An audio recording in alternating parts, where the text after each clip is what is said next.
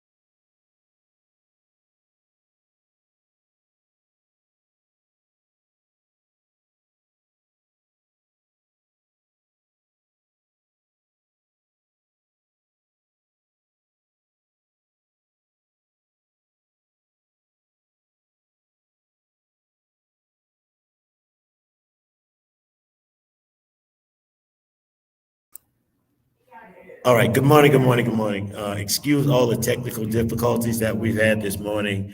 Uh, but my name is Dr. Eddie Wright, and this is Real Talk. Good morning. Good morning. Good morning. This is Real Talk about prostate cancer. And my name is Dr. Eddie Wright, and hang on, we're working through some of it.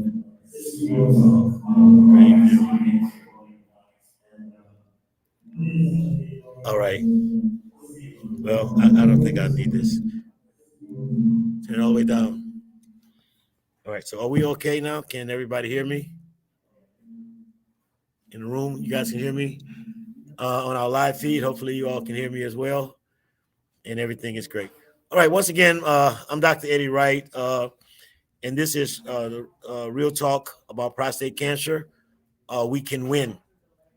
We have a very distinguished panel of doctors and medical professionals that's going to be presenting this morning, as well as some other organizations. The American Cancer Society will appear later on this afternoon. All of us, the research program is here. Their speaker will be on a little bit later on. And Zero, the end of prostate cancer, is here. UT Southwestern Radiation Oncology will be on in just a little while. So first of all, let me just say thank you all for being here this morning. This is our first time event that we hope to go global with. And next year, we plan to do it on a bigger scale. Unfortunately, due to COVID, we had to curtail some stuff and cut our numbers down. We originally planned to have 100 people in the room, but I have to be cautious and conscious of your safety. So thank you all that's in our live audience. Thank you all for being here, all of my brothers from Phi Beta Sigma Fraternity Incorporated. The president of our chapter is here. President Frankie Lloyd is with us, and some of my other chapter brothers. Thank you all for being here this morning. I'm grateful. I'm really grateful that you all showed up to be a part of this thing, because we've worked really hard to bring this information to you. So you might want to ask, why do we do this at this point in time? I created a partnership with UT Southwestern Medical Center and UT Southwestern Radiation Oncology, as well as the Howard Simmons Cancer Research and Education Project, so that we could bring information to the African American and Mexican American male community ages 40 and up about information, awareness, education, screening, treatment, and so forth when it comes to prostate cancer. Statistics has proven that prostate cancer is killing African American men at twice the rate of any other race. And that's really unnecessary. So you may say, well, Dr. Wright, why is that happening? The reason why it's happening is the information is not being disseminated to the areas of people or cultures that are the most underserved, which is the African American male communities. And so our goal today and going forward will be to present this information to you on a very casual format. We'll have questions and answer periods. Dr. Hanan is going to come on a little bit later on as our keynote speaker. And he was my doctor. I am a prostate cancer survivor. I was diagnosed in 2012. I had a procedure in 2018. And I'm here today doing very, very well. So I'm grateful. So we want to be able to get the information out to the communities. And I'm asking, if you're watching us on social media, please share this to your network, because we want as many men to know about this prostate cancer issue as we can possibly get out to. We want to talk about survival. We want to talk about life after prostate cancer surgery. We want to talk about how to live with prostate cancer once you're diagnosed with that deadly, so-called deadly illness. But let me take a little bit of time right now. Our first speaker is going to be on real soon. But there's some people that I really need to thank before we go forward. First and foremost, I thank God for giving me the ability to be here this morning and working through the process that it's taken to get us here. We've been working on this for the last 3 months, believe it or not. And we've had so much help. I've had so many partners to come on board and say, Dr. Wright, we're going to help you with this thing. We want to partner with you. My friends, the Pattersons, are here in our audience this morning. They're my new friends that I connected with. They are very, very passionate about cancer, especially prostate cancer. And I'm grateful that we have partnered together. I really am. My wife, I cannot leave my wife out. She has a beautiful T-shirt on that says, I wear light blue because I love my husband. So she supports me in this prostate cancer. She's been walking this walk with me. She was there for me when I had the treatment, made sure everything was well, and walked with me through the whole process. My son is here, Iverson. He's always around. He's our camera guy. And Chase Jackson is our technical guy, providing the live feed. My brother Arthur Blackwell came at 8 o'clock this morning to help us get set up. And then all the organizations that are here, they're actually in the other room. But thank you all so much for being a part of this event. My frat brother, Tucker from Tucker Media, is doing all of our photography. All of these services were donated to us. The room that we're sitting in was donated to us. So I'm just grateful that God has blessed us to be able to present this information. So without further ado, our international first vice president is sitting in the waiting room. We want to bring him on now so that he can have a few words to encourage us. I had an opportunity to meet this gentleman on a couple of occasions. He's our newly elected international first vice president. And his name is Brother David Turner. And I tell you, just sitting with this gentleman in some of the settings that we've been in, I've always walked away with some type of knowledge. I've gained some kind of knowledge from just chatting with him. And when he reached out to me, I told my wife I almost fell off the couch, because to have our first international vice president to reach out and say, hey, listen, what can we do, Phi Beta Sigma fraternity? What can we do since we can't be there in person? What can we do to support your event? And so I reached out to him and I asked him, well, Brother Turner, can you just come on 5 or 10 minutes and have a few words on behalf of Phi Beta fraternity, Phi Beta Sigma fraternity? Y'all can understand I'm still a little nervous. But Brother Turner, thank you so much for joining us this morning. And without further ado, I want to introduce to you all David Turner, who is our first international vice president of Phi Beta Sigma Fraternity Incorporated. Mr. Turner, thank you so much. Good morning, and thank you for allowing me a brief opportunity to speak to you. I won't take very long. Here's our first international vice president of Phi Beta Sigma Fraternity Incorporated. Mr. Turner, thank you so much. Good morning, and thank you for allowing me a brief opportunity to speak to you. I won't take very long. Here's our first international vice president. I'm sorry, hey, Bishop, I'm getting a feedback. Should I? What do I need to do? All right, hold on 1 second for me, Brother Turner. Okay.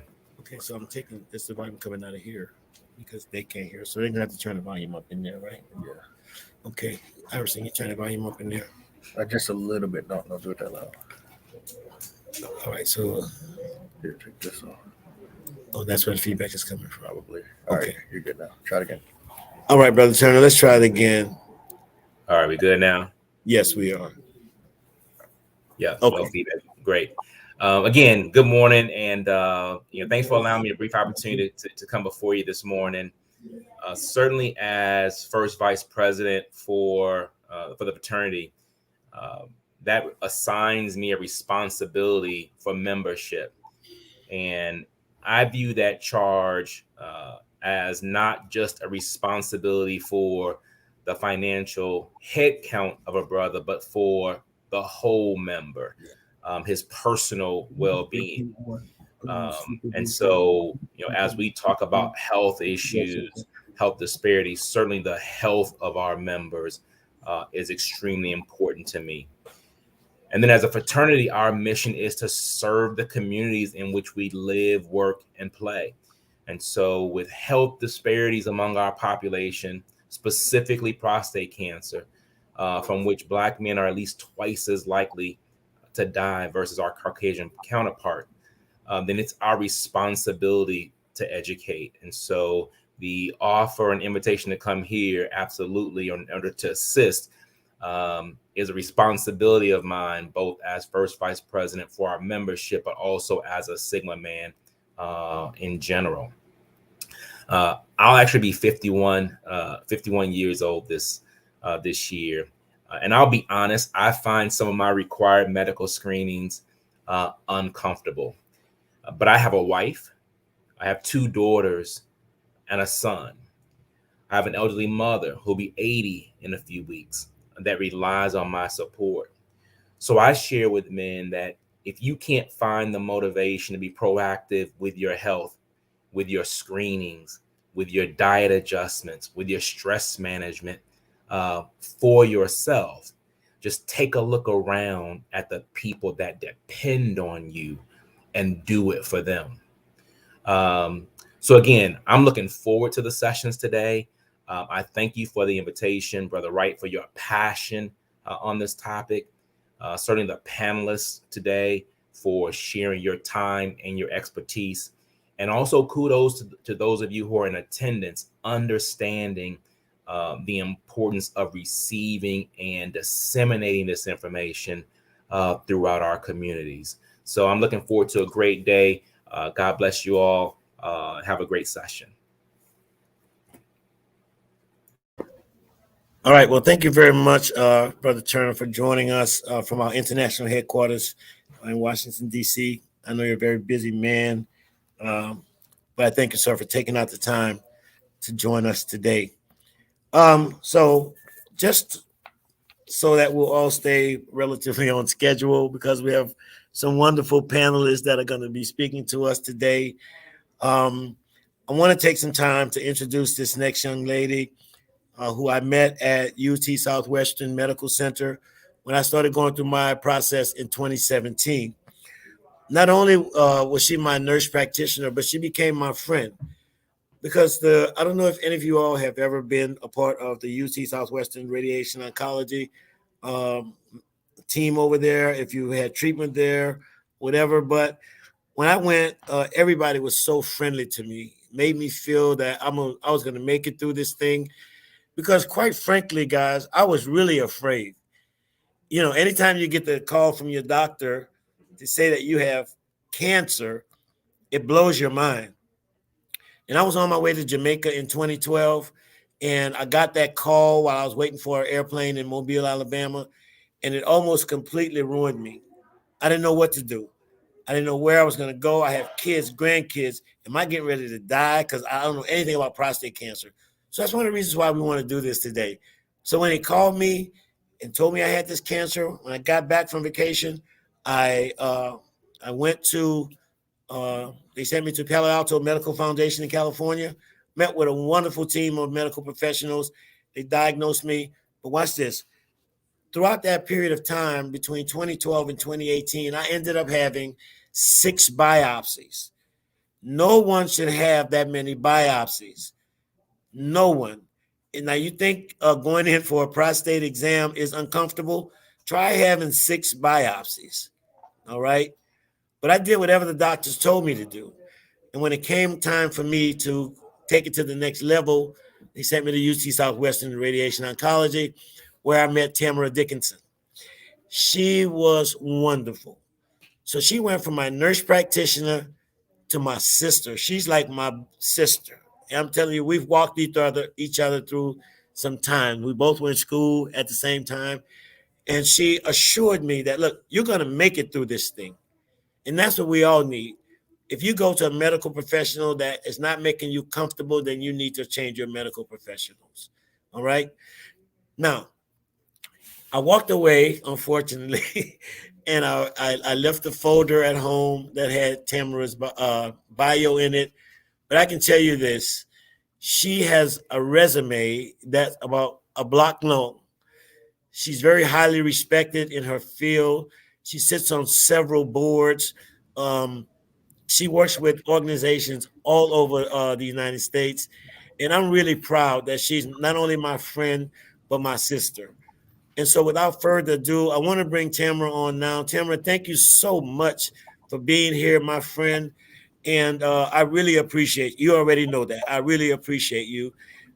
With Tamara, sometimes I call Tamara when it's time for my appointment. Now that we're doing virtual appointments, I call her and we talk about everything else except my prostate cancer. I'll tell about the last 2 or 3 minutes. That's how comfortable I am with her. And the keynote speaker that's going to speak today, Dr. Hanan, I'm telling you, a wealth of knowledge you guys are going to walk away from with this. So without further ado, thank you so much, Tamara. The floor is yours. Thanks, Eddie. Can you guys hear me? Okay, good.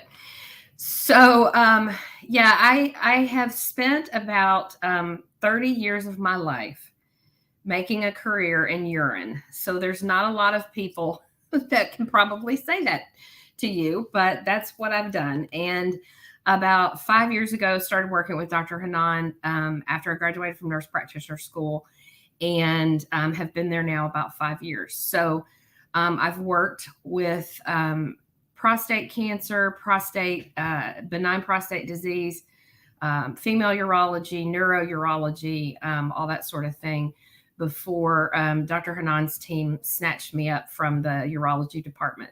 So I'm going to go over, I'm going to share my screen with you and go over some slides about some general information about prostate cancer and present one of the really big trials that has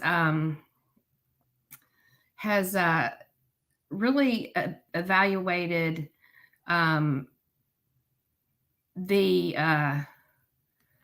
sorry, I'm trying to figure out how to get my slides to share. It's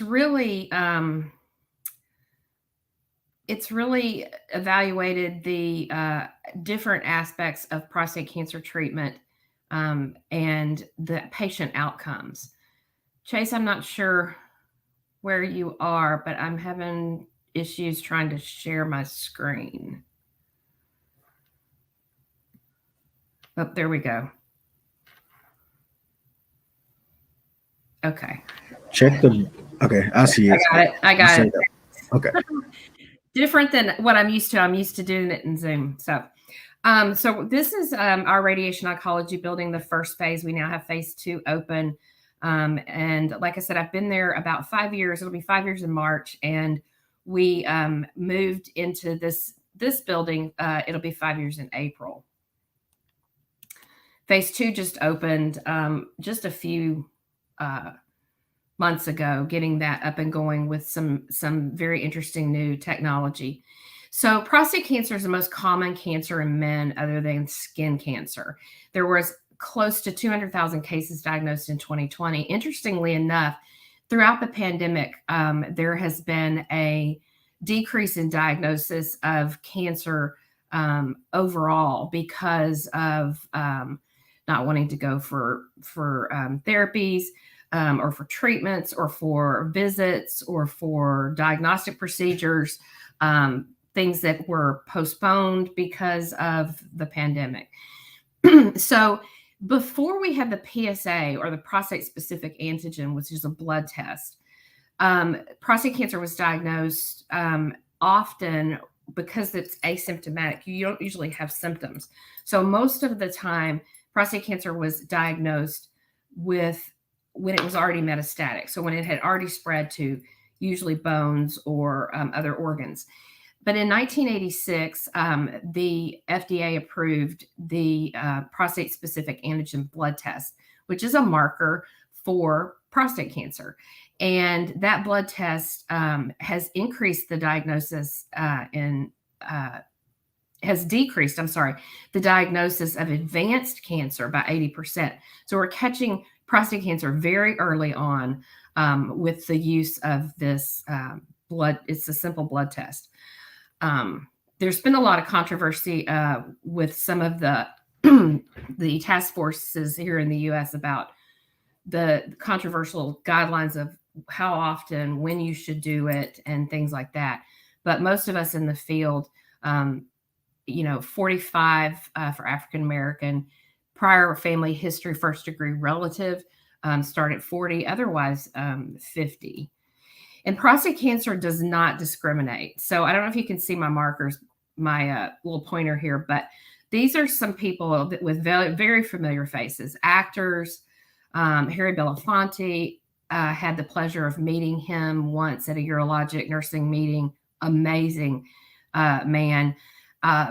Mike Hayes is an NFL Hall of Famer who actually has put together a prostate cancer awareness program through the NFL. And it has been doing a lot of work with that. Colin Powell, who we just lost and very recently, one of the, in my opinion, most amazing military and political minds of my time. And then someone near and dear to my heart, who Eddie and I have talked about, is this man up here in the upper right corner. You may not recognize him. He's the presiding bishop of the United States Episcopal Church. So as an Episcopalian, he is my priest or my bishop. And he also was someone that kind of came out of the woodwork into a little bit of fame after he preached Meghan Markle and Prince Harry's wedding sermon. So you may recognize him from that. He has a fabulous book out called The Way of Love. So if you have a minute to read that, it would be very worth your while. So I just got a message that my slides are not advancing. Chase, do you?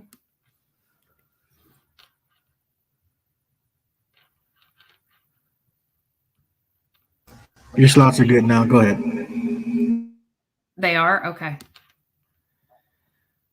All right, so I'm going to go. back to this slide where I was talking about. Can you see those pictures, Chase? Yes, I can see them. Okay. So anyway, these are the people that I was talking about. This is the NFL Hall of Famer. This is Bishop Curry. So there's lots of famous people who have prostate cancer. I think Ben Stiller is probably pretty famous for being one of the youngest people, a very, very young diagnosis of prostate cancer. And that's not that uncommon. Did you see that advance, Chase?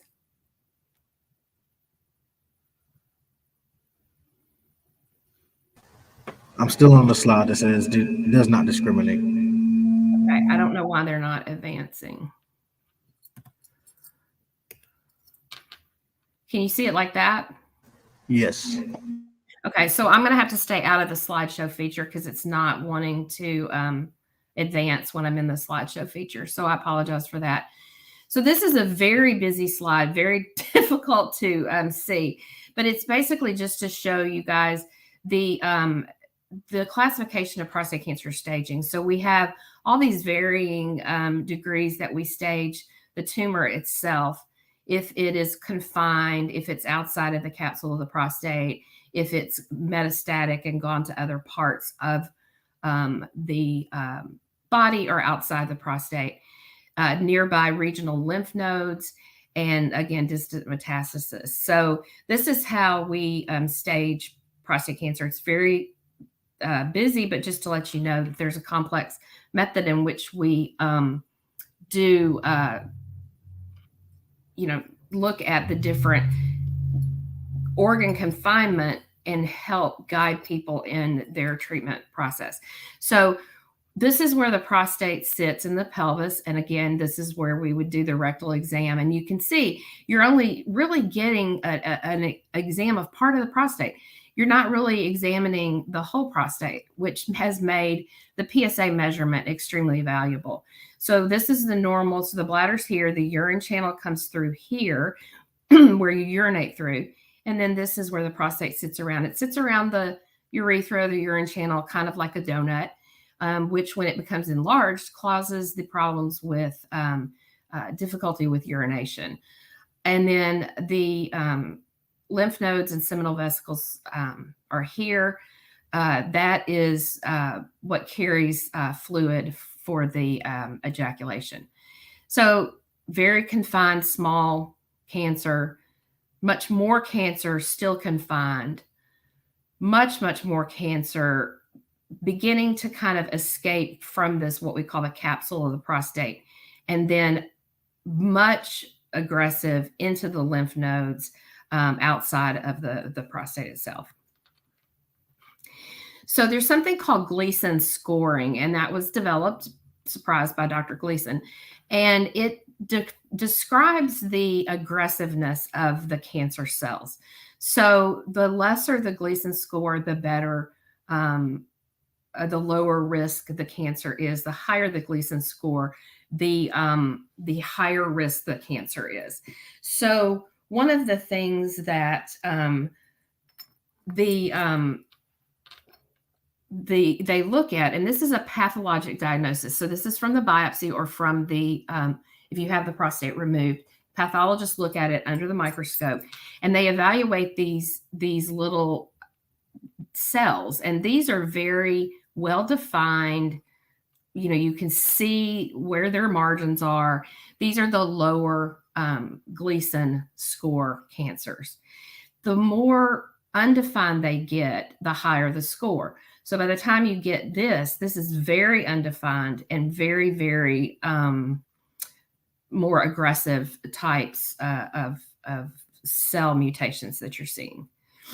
So the PROTECT trial was the first randomized controlled trial it had 10 years worth of data, and it compared the 3 common management options. Now this study provided probably one of the strongest sets of data of patient-reported outcomes. So not physician-reported outcomes or survival. It was mostly about the patient outcomes. The study was conducted in the United Kingdom, but it was published in 2016, which oddly enough, is the year I graduated from nurse practitioner school, and then in 2017 started working with Dr. Hanan.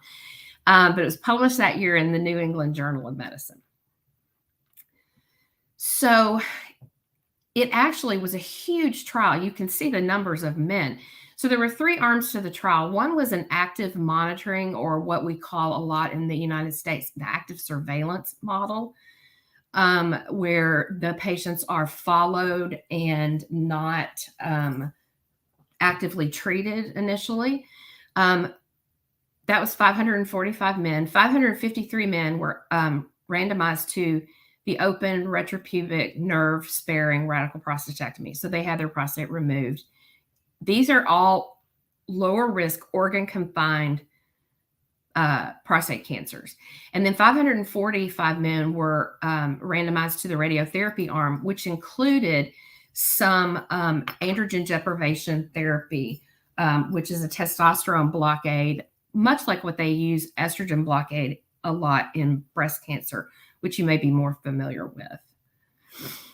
So in this trial, the active monitoring arm used the PSA to reassess patients, and the PSA measurements would drive the need to change or offer additional therapy for any of the arms in the study. Biochemical recurrence in the radical prostatectomy group, PSA progression in the active surveillance or active monitoring group, and meeting what's called the Phoenix definition of failure in the radiotherapy group, which is the lowest your PSA measured post-radiation after recovery of testosterone from the blockade, plus a value of 2. So that's a little bit complicated, but that's how they measured that. So the primary outcome of the trial was to measure the prostate mortality at a 10-year follow-up, with deaths that were definitely related or probably related to the cancer. A lot of times we tell patients it's not the prostate cancer that's likely going to kill you, because prostate cancer most of the time can be a very slow process. Secondary outcomes included all-cause mortality or death rates, and rates of metastasis, clinical progression, or treatment failure. And it also looked at complications. Prostate cancer survival was at least 98% in all groups, with no real significant difference in the 3 groups. 204 had disease progression, and the incidence of this was higher in the active monitoring group, which makes sense. They were being monitored. They had not had active treatment. So 204 of that 500 some odd men progressed and then probably ended up receiving some sort of treatment at that time, surgery or radiotherapy. 291 men. And that was 56 of them only were within 9 months of randomization. So it was a pretty small number that needed intervention less than a year into the trial, into the 10-year trial. So the patient-reported outcomes, this trial presents comprehensive patient-reported outcomes over a 6-year follow-up. This is one of, I think, the only studies that has really evaluated what the patients feel.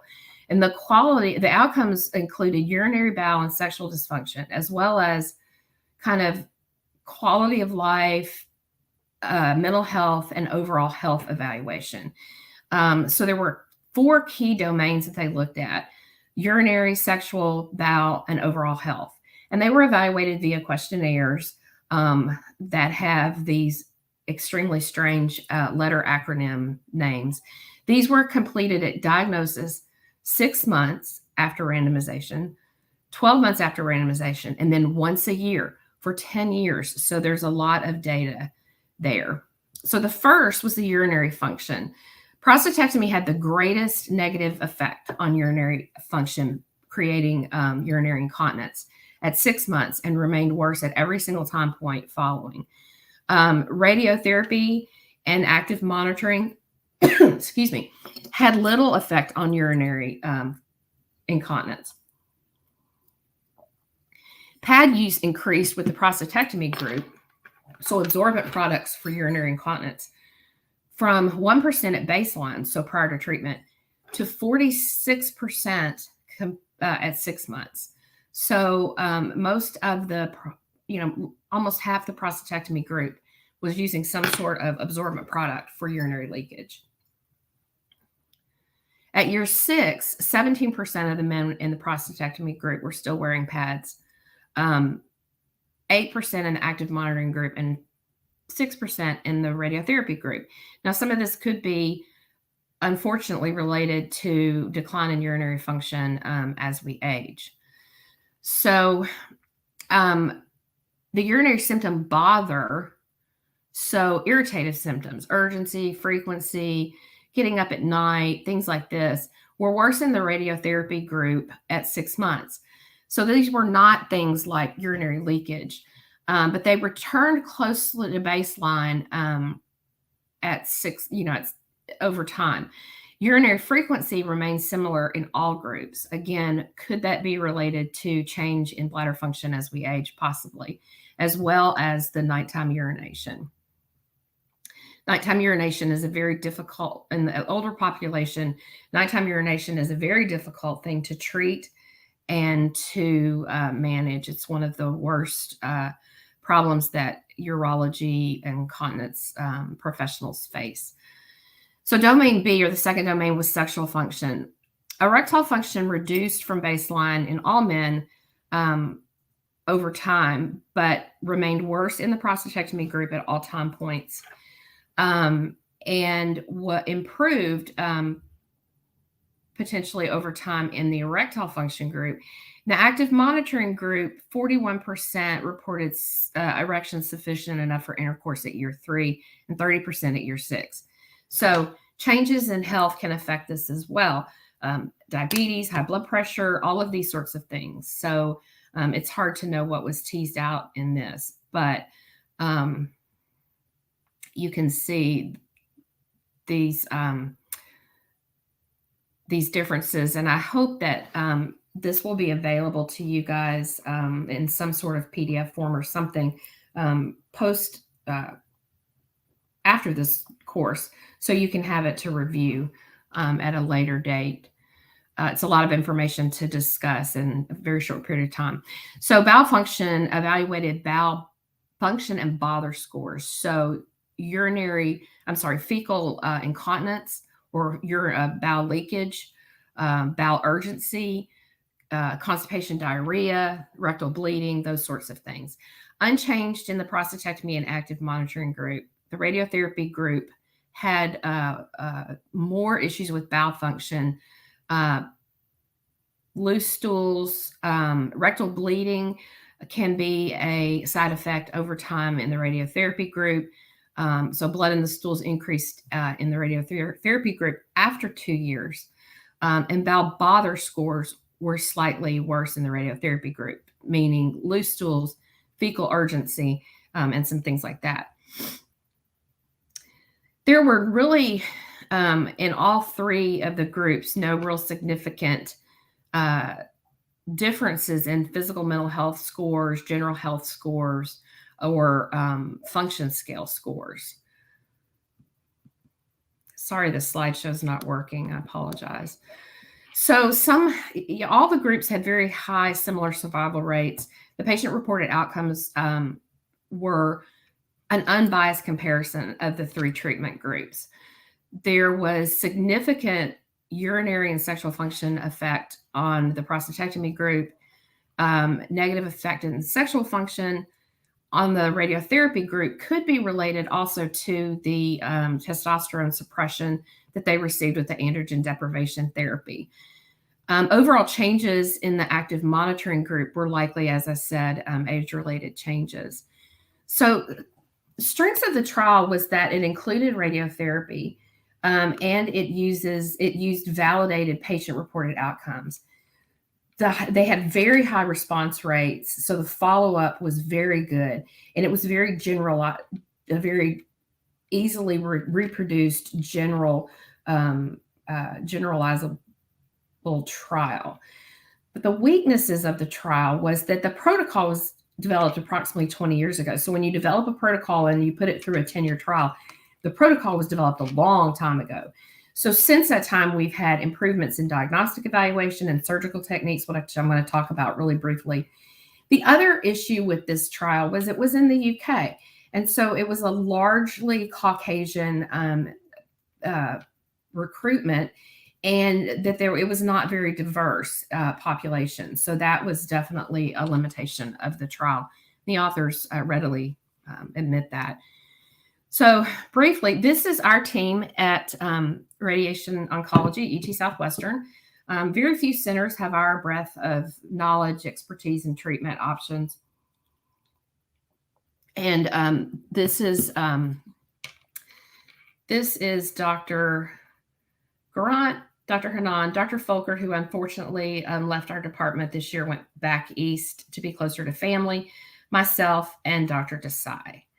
So radiation therapy has a very negative connotation from eons and eons ago, when things were very rudimentary. We now have very sophisticated equipment that, I'll be honest with you, I do not understand. My job is to take care of the patients and take care of their issues and symptoms and needs during and after their radiation therapy. So this is Dr. Hanan's wheelhouse, but very sophisticated equipment now, and even with our new building, even more sophisticated equipment. So you can see here this radiation field with an older technology, and now with the intensely modulated radiotherapy, or IMRT, that we have available now, we can cone down to an even more I'm losing my words here, an even more focused target. Brachytherapy has had a lot of advances, and we do have a brachytherapy department services at UT Southwestern, which is implanted seeds, either low dose over time, or the 2-fraction high dose brachytherapy. So the needles are implanted into the prostate, seeds or the high dose radiation is delivered. And it is a surgical procedure. It is the only radiation therapy that requires significant anesthesia. And then Dr. Hanan's going to talk more about stereotactic body radiotherapy, or SBRT, which is what Dr. Wright had, and my buddy Eddie. And then we do a lot of work to minimize bladder and bowel effect with different techniques that protect those and protect them from the field of radiation and protect the bladder is full during the treatment, so that lifts it out of the field of radiation. So we have lots of very sophisticated things that we have available to us now. We do some daily, sometimes CTs to match the fiducials. Fiducials are these inert gold seeds that are planted or inserted into the prostate for treatment. And I tell patients all the time that this is the GPS system that the therapists use to track your prostate for each treatment.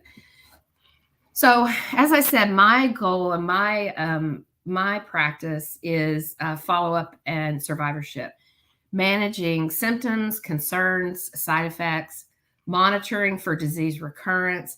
Right now, I've got about 700 prostate cancer patients that I follow. We're hiring another advanced practice provider to work with me to help with our follow-up and survivorship program.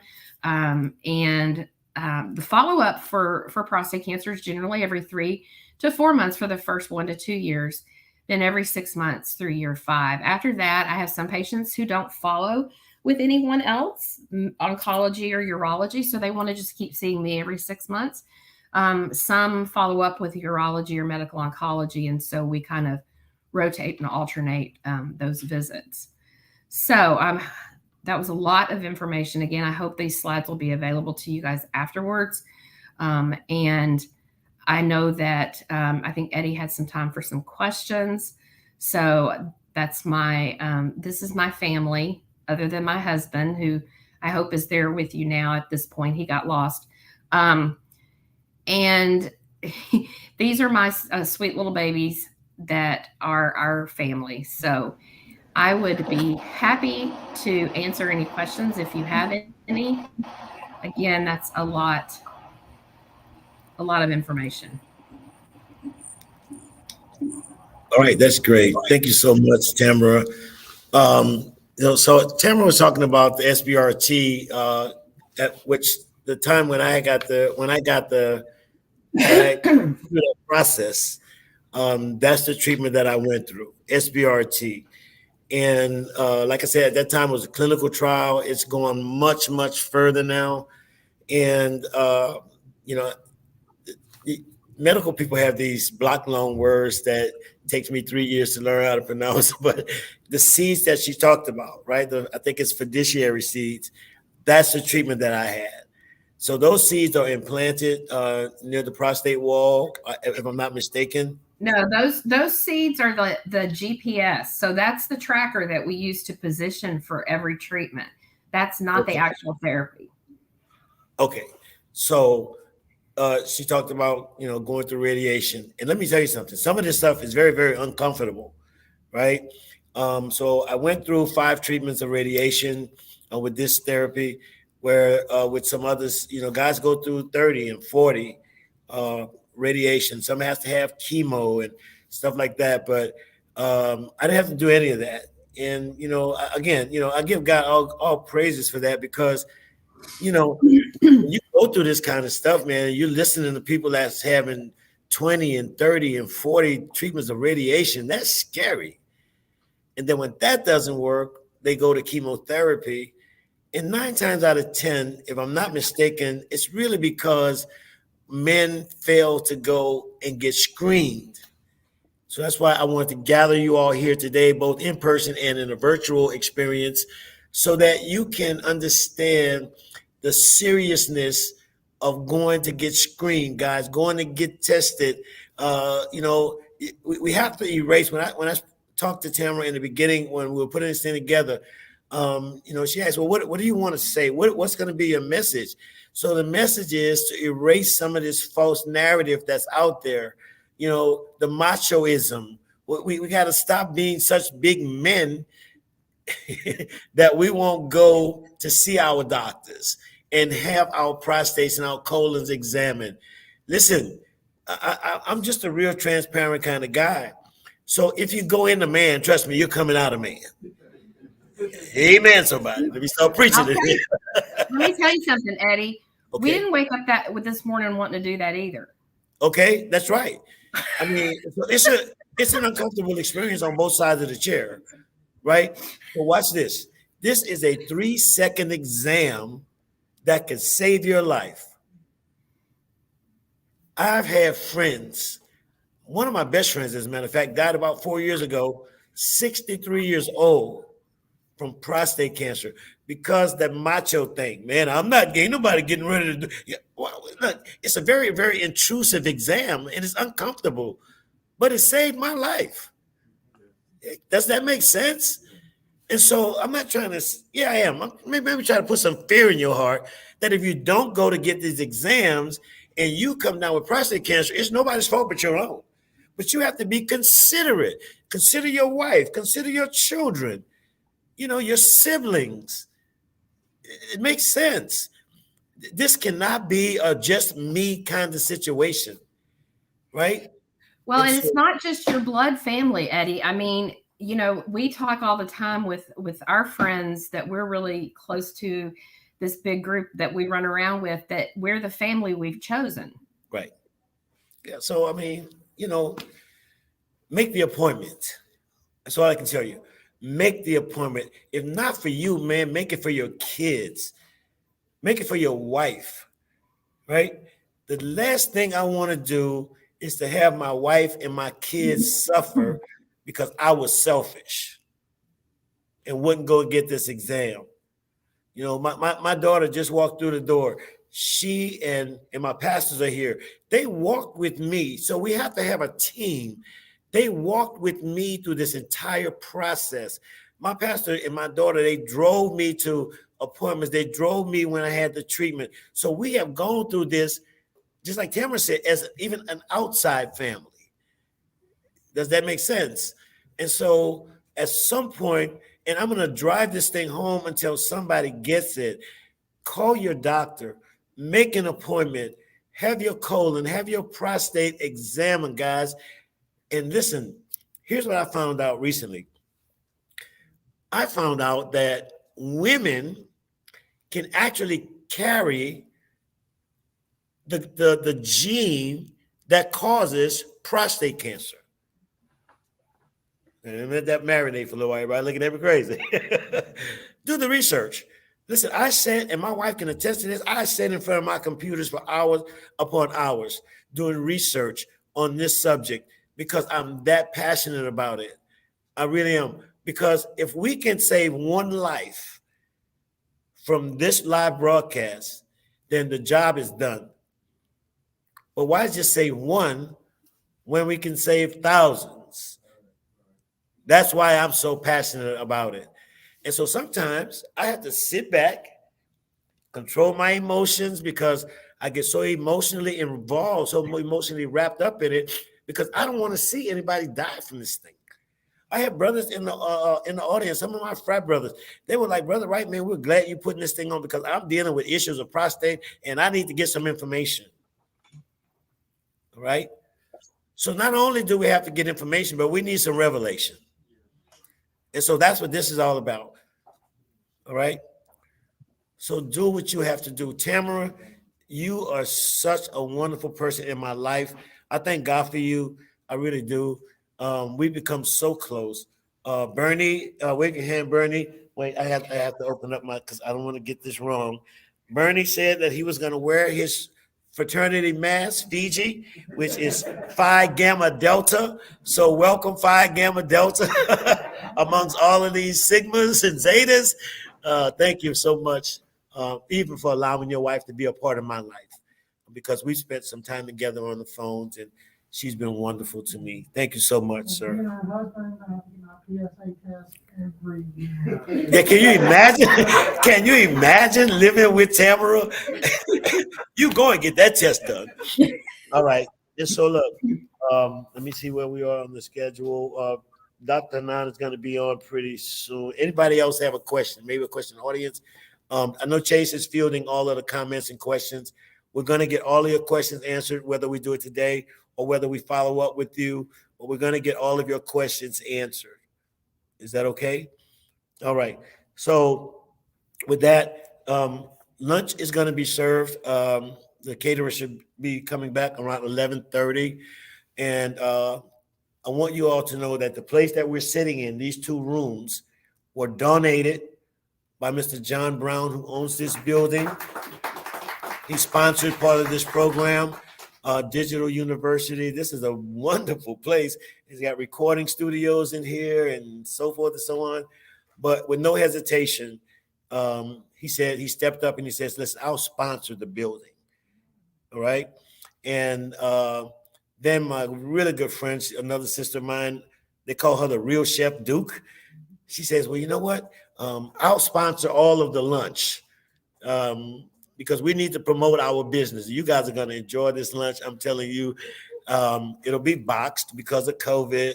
So you'll be able to step in, and if you want to sit at your seats and eat it or take it with you, you'll be able to do that. Yes, sir.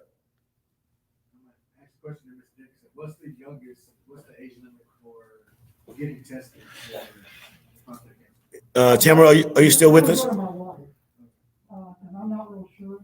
I'm not a medical person. Okay, so we have Tamara back. Tamara, the question was, what's the youngest age to get tested for prostate cancer? So if you have, my understanding, some of the latest recommendations, if you have a first degree relative, that means father, not grandfather, that's second degree, uncle, second degree. So if you have a father at 40, you should start getting screened with PSA. And PSA is far more sensitive for this than a rectal exam. Like I showed you guys in that slide, it's you're not really, you can't feel the whole prostate. You can't feel the front side. And if you have miniature fingers like me, you struggle to feel the back side. So, the 40, I would say, unless that's pretty much the typical thing. I've seen patients diagnosed at that young. I think the youngest patient I follow was probably 43 when he was diagnosed. All right. So let me ask you this question, Tamara. Often I've heard that, my grandfather didn't have it, my great-grandfather didn't have it, my father didn't have it, but I have it. So is there some type of hereditary trait for prostate cancer? That's probably a better question for Dr. Hanan. Okay. We'll ask Dr. Hanan a question. All right. So any other questions in the audience before? Yes, sir. Are there symptoms that you can have as it relates to prostate cancer, or does it go undetected? Yeah, like I said, before we had PSA, what would happen sometimes is, somebody in their 60s or 70s would fall, break a hip, and then they go to the hospital and they find out that they had prostate cancer in their hip, and so it had already spread to the bone. So the PSA blood, it's a blood test. It's one tube of blood. That has really made the detection of early stage cancers, which is one of the things that has caused the controversy about all this cancer that we've discovered because of the PSA. That you're really able to catch it very, very, very early, and there's not really often symptoms. Yeah, I didn't have any symptoms at all. I went to a regular medical appointment, my annual medical appointment, and the doctor did the labs, drew blood, took urine, and so forth and so on. And a couple of weeks later, he called me. He says, "Look," he says, "man, I need you to get back in here real fast." So of course I'm like, "Okay, so what's going on?" So I go back. He says, "Mr. Wright, your PSA jumped from from 1.5 to 5.5 in 12 months." He said, "That concerns me. So I want you to go wherever he sent me, radiology, to have a blood test done and some urine drawn." And so after I did that, they were running all the, did all the testing, sent them to the labs, wherever I had to go while I was traveling. And then I got the call 2 weeks later. But again, that was in 2012. When they diagnosed it, they said that the cancer they detected was as tiny as the tip of an ink pen. That's how small it was. And so over the years, I've had doctors say, "Listen, I went to the VA and I had a really good doctor there. He says, 'Listen, we need to do surgery.'" I'm like, "That's not getting ready to happen. We're not doing no surgery." Went back the next year. "We need to do surgery." I'm not doing no surgery. So I was on what they call watch and wait, right? I watched it and I waited on God. So that in the PROTECT trial, that was what they called the active monitoring, and what we call in the United States active surveillance. Active surveillance, yes. It used to, a long time ago, be called watch and wait. Watch and wait. Tamara, I'm sorry, but it was a long time ago. And so when my doctor said to me, "Mr. Wright, we need to take this to another level," I'm like, "Well, you tell me what to do. You're the doctor, but we're not having surgery." So that's when they sent me to UT Southwestern. I met Tamara, I met Dr. Hanan, and my process began. And here I am today. I live a relatively healthy life. Do I have issues? Yeah, I have issues. But in 9 days, My wife said no. In 9 days, I'll be 67 years old. Yeah, I'm not afraid to tell it. I mean, come on, man. The only way this is going to work is if we're transparent, if we tell the truth about this thing. And look, stop lying to yourself. Just because your granddaddy didn't have it don't mean you won't have it. Because nobody in my family had it. But I have it. I live with it every day. Some of you guys in the audience, same way. Yes, sir. Question. I have a question. At some point, can it lay dormant and then explode? And my reason for asking that is because for the last probably 6 years, I've carried I'm gonna be transparent, a PSA of 10 plus. I'm third generation. My grandfather had it, my father had it, and I see a urologist every 3 months. I've not yet been detected with prostate cancer, but I can't seem to reduce my PSA with continuous exercise and healthy diet. So I'm wondering, can it lay dormant and then have you ever heard of it, just exploding? And by that, I mean, I didn't or currently do not have it, so as I'm told, but can I wake up one day and it be almost full blown?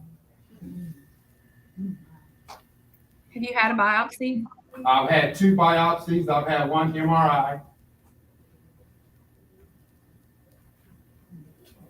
Wow.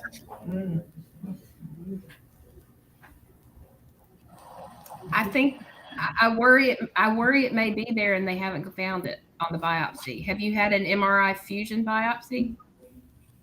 Is that a fuse? Is that when they have the MRI, did they inject the dye afterwards toward the last 45 minutes? Because I was in the tube for maybe a little over an hour, maybe 90 minutes. In the last, 15 to 20 minutes, they inject the dye that they shoot through you.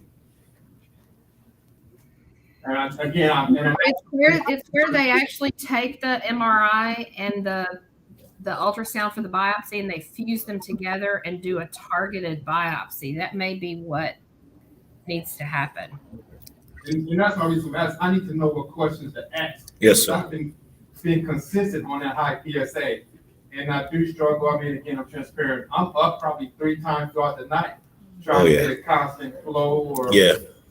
Now I've had the ultrasound portion where they check my bladder to see how much I'm retaining, being able to release, and there's not been a problem there either because I'm retaining some, but not totally emptying my bladder, but it's not to the point where they say it's a concern. So I guess I'm kind of wondering, is it my urologist? Do I need to change urologists at this point? I might get a second opinion. I would definitely get a second opinion because I had the what's it called, Tamara, the fusion biopsy. I had the fusion biopsy. And that way they were able to pinpoint where this prostate cancer was and what rate it was moving at. And so if you're not getting the results from the urologist or the radiologist that you're seeing, find somebody else. Trust me, if you have a PSA of 10, you need to find another urologist and make sure you ask that question. How do I schedule a fusion biopsy? Is that right? So we can get this thing done right. Because even what's called an in-bore biopsy. In-bore, B-O-R-E. In-bore biopsy. Yes, sir. All right. So look, my PSA when I had the procedure was at 10.4. Today, my PSA is at 1.0. Thanks to Dr. Hanan, Tamara, and UT Southwestern Medical Center. Now, for all of you all, I'm going to help. Since we got some church folks in the audience, can I help some church folks that's virtual? It's okay to have faith, but don't be foolish. The Bible says be wise. Don't be foolish. Don't you sit at home with prostate cancer and say, I know God's going to heal me. Sure he is. But you got to do your part too. Trust me, nobody trusts God more than I do. I got what they call retarded faith, right? And so that's fine. My pastor, my first lady, my daughter, they prayed real hard for me. I mean, for my prostate, not just for me, but that's fine, but you have to have medical expertise, because even Jesus had a physician in his camp. Does that make sense? So, Tamara, what can I say, man? This is crazy. This is wonderful. I have the bio to introduce Dr. Hanan too. I'm glad you do. Okay, so I need Tamara to introduce Dr. Hanan, because when I was reading his bio, I said, there's no way in the world I'm gonna mess up this man's bio. There's words that's that long, right? And me with my college educated self, I couldn't read all of that stuff at all. So, Tamara, if you would be so kind, any more questions in the audience? We're still fielding questions on Facebook and on YouTube, and we're going to answer those questions in our comment section.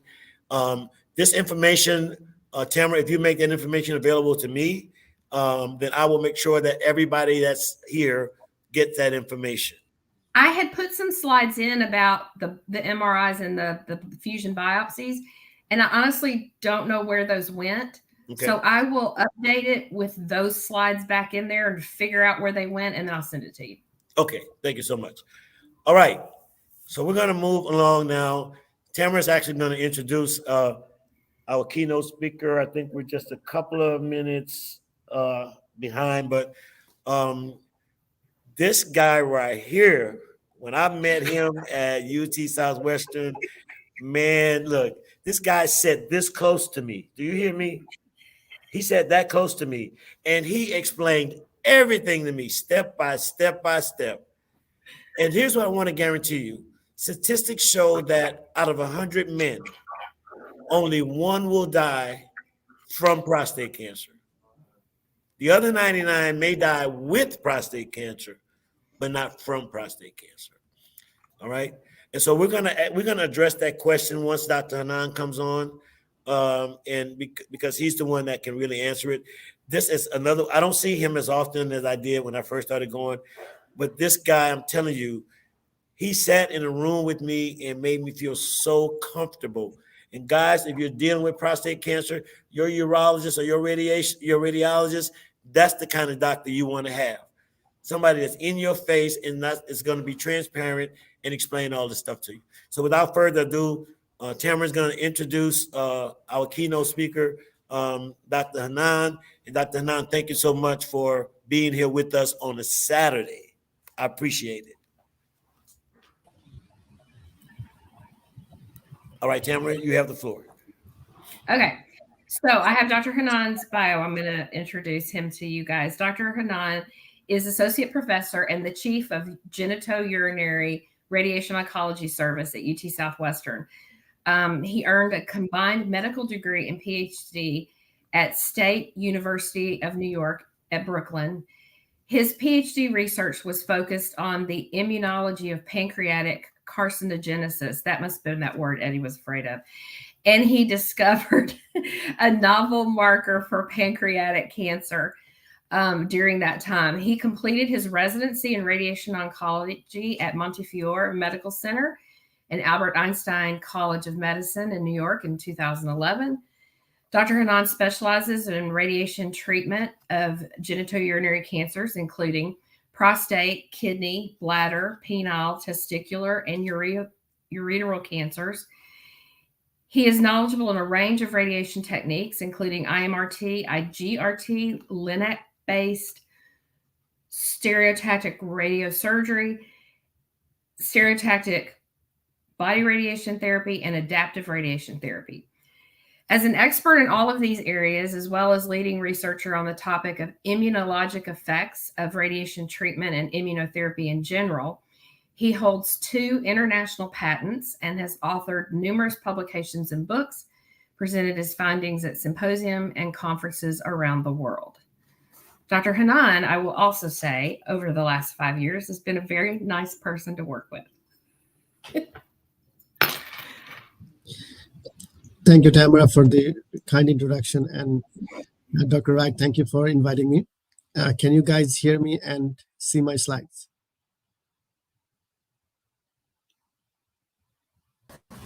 We can't see your slides, Dr. Anand. Okay, let's try that one more time.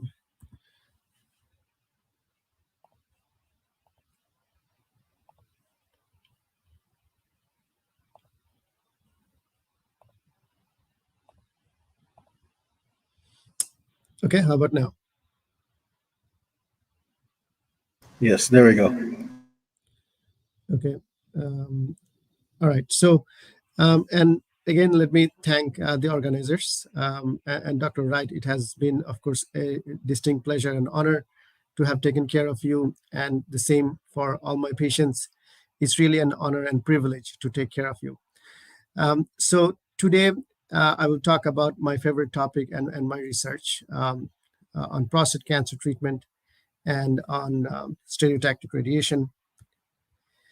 And these are my disclosures. I don't have any disclosures that are significant, relevant to this talk. So, to introduce you to the topic and the problem, in fact, did you know that there is no such thing that a tumor that cannot be eradicated or killed by radiation? If you are able to deliver a high enough radiation dose, all essential cellular processes are disrupted and any tumor can be killed. So why don't we kill every cancer? The reason is collateral damage. Collateral damage has plagued radiotherapy from its beginning 100 years ago. Normal tissue suffered the similar fate as the tumor. The dose of radiation that kills the tumor cannot be tolerated by the surrounding normal organs. Long protracted treatment courses are one of those answers to the collateral damage, and that's why you used to end up seeing 40-45 treatment radiation that are protracted, very inconvenient, and long 9-week courses, right? That was the past. And similar thing can be said actually, in fact, about any cancer treatment.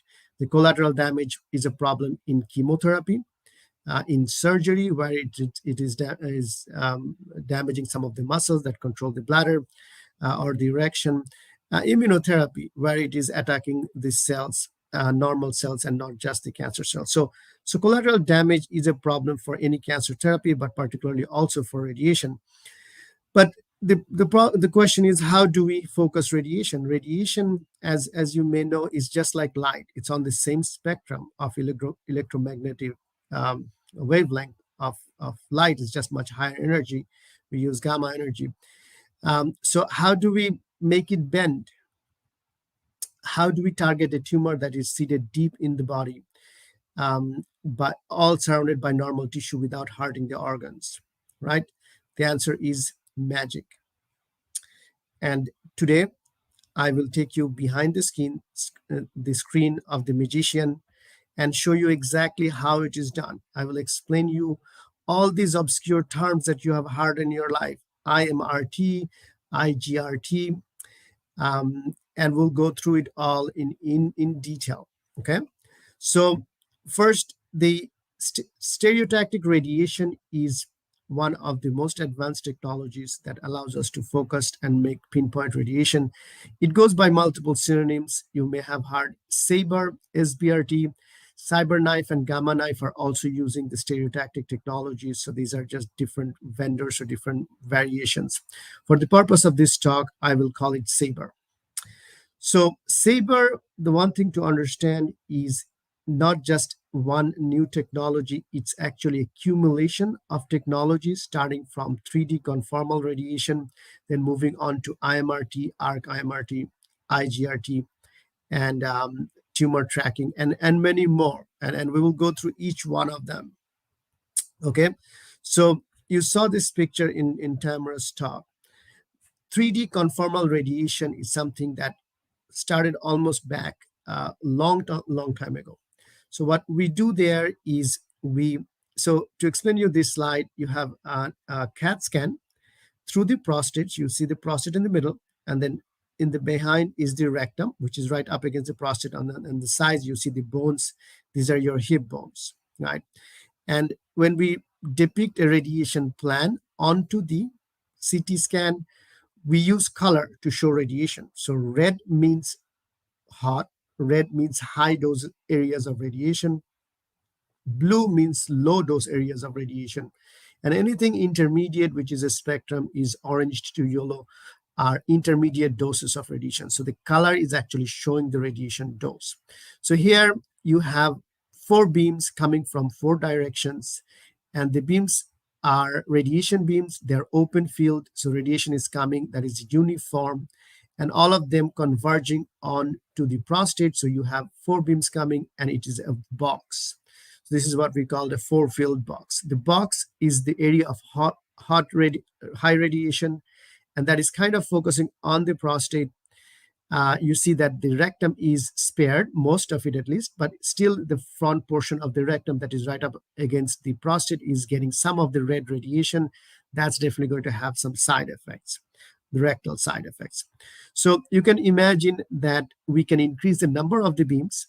Here is a 5-beam plan, and that makes it, instead of a box, now it's a pentagon. It's a little bit more focused. You can see a lot of the bladder in the front is getting spared by the radiation. Some of the rectum is getting spared. And similarly, you can bring in any number of beams. You can bring in 10 beams or 13 beams, and you can keep making it more and more focused radiation, because all of the beams are converging onto the prostate, distributing the low dose radiation, which is tolerated by other tissues, that is not going to do any harm or damage, but the prostate is getting still full dose of radiation. This is conformal 3D radiation therapy. Okay, so this was a technology that was about 30 or so years old. So now next comes intensity modulated radiation therapy. Okay, and the key for that is this, what we call a multi-leaf collimator. These are thick lead leaflets that can change their dynamic, and they can form the shape of the cancer, in this case the prostate, on the direction when the beam is coming in. So here, back to 3D conformal, you have the beam which has uniform radiation dose. Inside the beam, it's all green, it's uniform, it's not changing, right? But bring in the multi-leaf collimators, and now within each beam, you see that the radiation dose is changing, because on this angle, it took the shape of the prostate from this angle, and it's delivering an intensity modulated beam. And then it goes around, and the effect, cumulative effect of that is you see this carving out of the rectum. So now you are really making the entire rectum receiving low dose, while the prostate is receiving full dose of radiation. So this is IMRT, and this has been in practice and standard for quite some time now. Here is an example or a video, if it works. Let's see. Okay, so here is the video working. And you can see this is the gantry that is delivering the radiation. Built in the gantry is the multi-leaf collimators that are moving and taking the shape of the prostate and delivering the radiation. They are dynamic, and they change. So that was one beam, and that delivered the radiation to the prostate this way. And then it's going to move around, go to another position, give the radiation, and so on and so forth. Eventually, it will deliver the 5 fields or 7 fields. And the end result is going to look like this. Okay, so this is intensity modulated radiation therapy.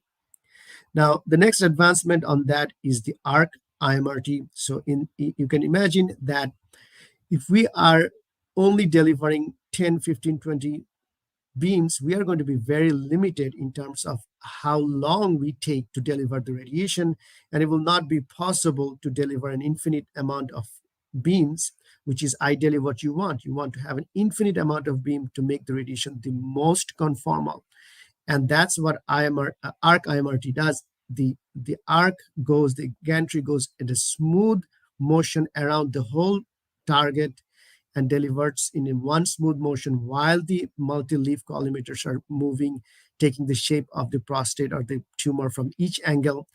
And it is just much, much faster.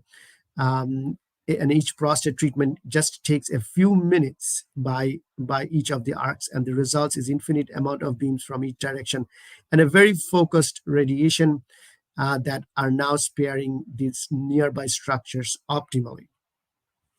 And here is a video to demonstrate how the ARC IMRT works. This is a different tumor in this seated deeply within the abdomen around the kidneys. The ARC IMRT, the gantries are going around, painting dose to the tumor and sparing all the other normal structures nearby. You can see that everything else is blue, but the tumor itself is getting hotter and hotter. And all of that is done in one smooth single motion. And this is ARC IMRT. So after ARC IMRT came image guided radiation. So what is image guided radiation, or IGRT? So you're doing all of these in precise radiation delivery, but how do you know it's actually reaching the target? You know that because we added extra equipment to the gantry. You can see these two arms that are sticking out. One is an additional X-ray radiation source and the detector. And what happens is, while we are delivering the radiation, we can take an X-ray and see exactly where that radiation is going. And it can generate a simple X-ray, or it can even generate a CT scan when the arc is going around it. So that's image guided radiation. We see what we deliver. And Tamara mentioned that Dr. Wright had these seeds placed in the prostate, the fiducials. While we are delivering the radiation, we can take an X-ray and see the seeds and see exactly whether they're positioned accurately or not. And that's how the GPS system actually works. While we deliver the radiation, we image to make sure we are hitting the target accurately. Now, the next issue is this. Here you have a tumor in the lung, but the tumor is not stationary, it is moving. So how do you target a tumor that is moving? So that was the next challenge to overcome. And I have another video to show you that it's not just the tumor, all the internal organs are actually moving with the breathing motion. And for prostate, it's not just the breathing motion, it can also be a motion of passing bowel or gas or urination or the bladder filling up. All of that can create motion in the prostate while we're treating it. Now, how do we overcome that? The two solutions was right here in front of you. One of them is the ability, this is an MRI, the ability to capture the motion. And here is the CT scan. This CT is called a 4D CT, which allows us to capture all the motion. And there's multiple techniques that has been developed for motion management and motion assessment. I'll demonstrate one of them here. This is called the tumor tracking. So while we're delivering the radiation, we're doing those X-rays to locate the tumor precisely, and the whole gantry is moving as we deliver the treatment, as the target is moving. So we are hitting the moving target every single time. So that's another advancement. So with that, now we are ready to do the stereotactic radiation, or SABR. So the SABR is accumulation of all of those technologies that we just described. In addition, it now puts another body frame around the patient that, one, makes the patient not move during the radiation, but also gives us another set of GPS system that is much closer to the tumor and allows us to hit the target even more accurately. And now we are talking about millimeter precision. So we are now able to maximize tumor dose and tumor control, minimize collateral damage. And this is so high an ablative dose of radiation that we are able to deliver. We can just deliver it in 1 to 5 treatments. So it's convenient, simple, cost-effective, just 5 treatments. And I tell my patients all the time, you will not miss any day of work. It is completely non-invasive.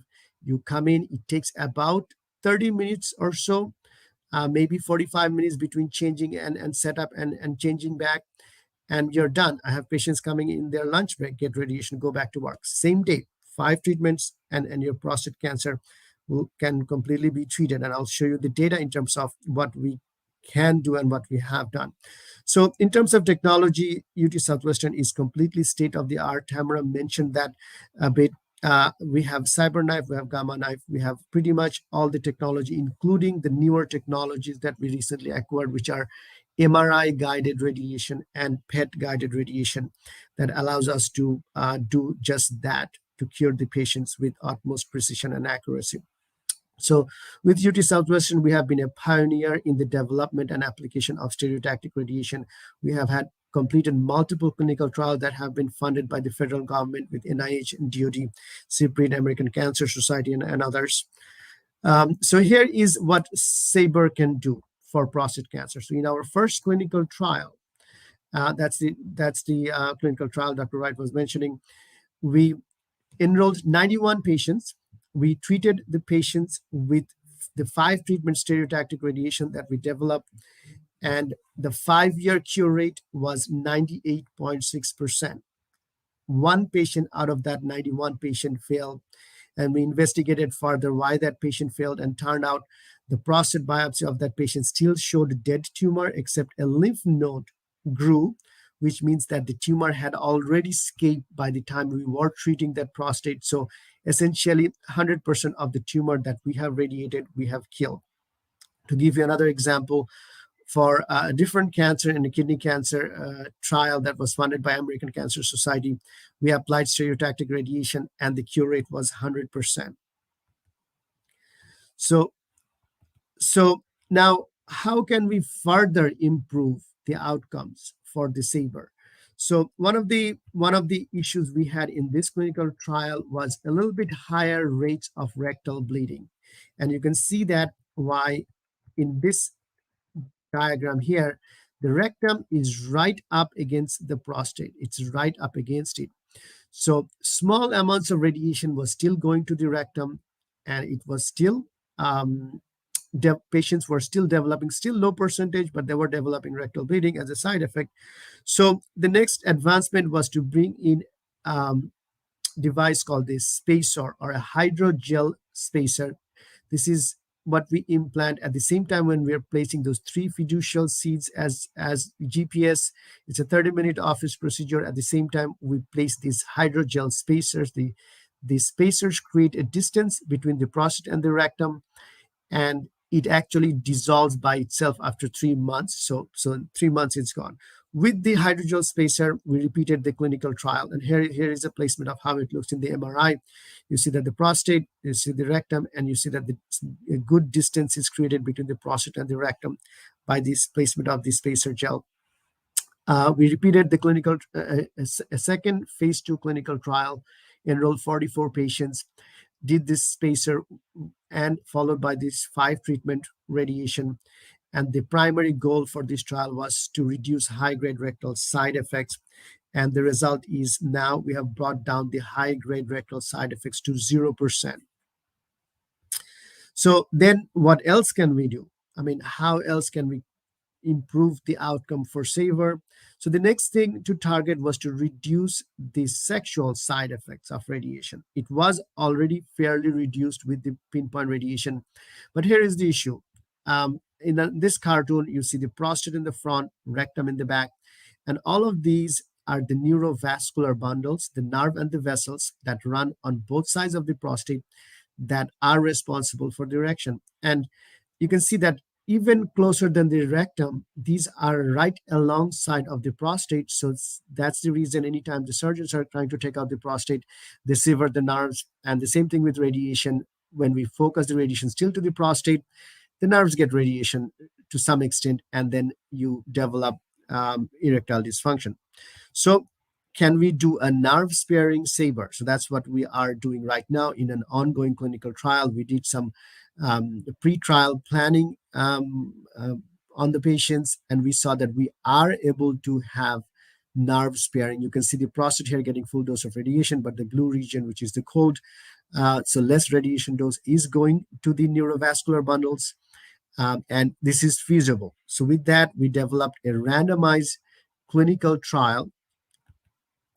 We are calling this the potency trial, and the PI of this trial is Dr. Desai, where we randomize patients to 2 groups. One group receiving the standard stereotactic radiation, the other group is receiving the nerve sparing radiation, and the goal is to see by using patient-reported outcomes, some of those Tamara talked about, to see if we can preserve the potency, but at the same time deliver the potent dose of radiation to the prostate. What else can we do with SABR?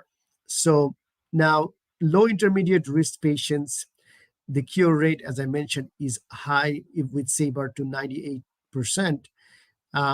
For high-risk patients, for standard radiation or surgery, for high-risk patients, the cure rate is really fairly poor. It's on the order of 50 to 60%.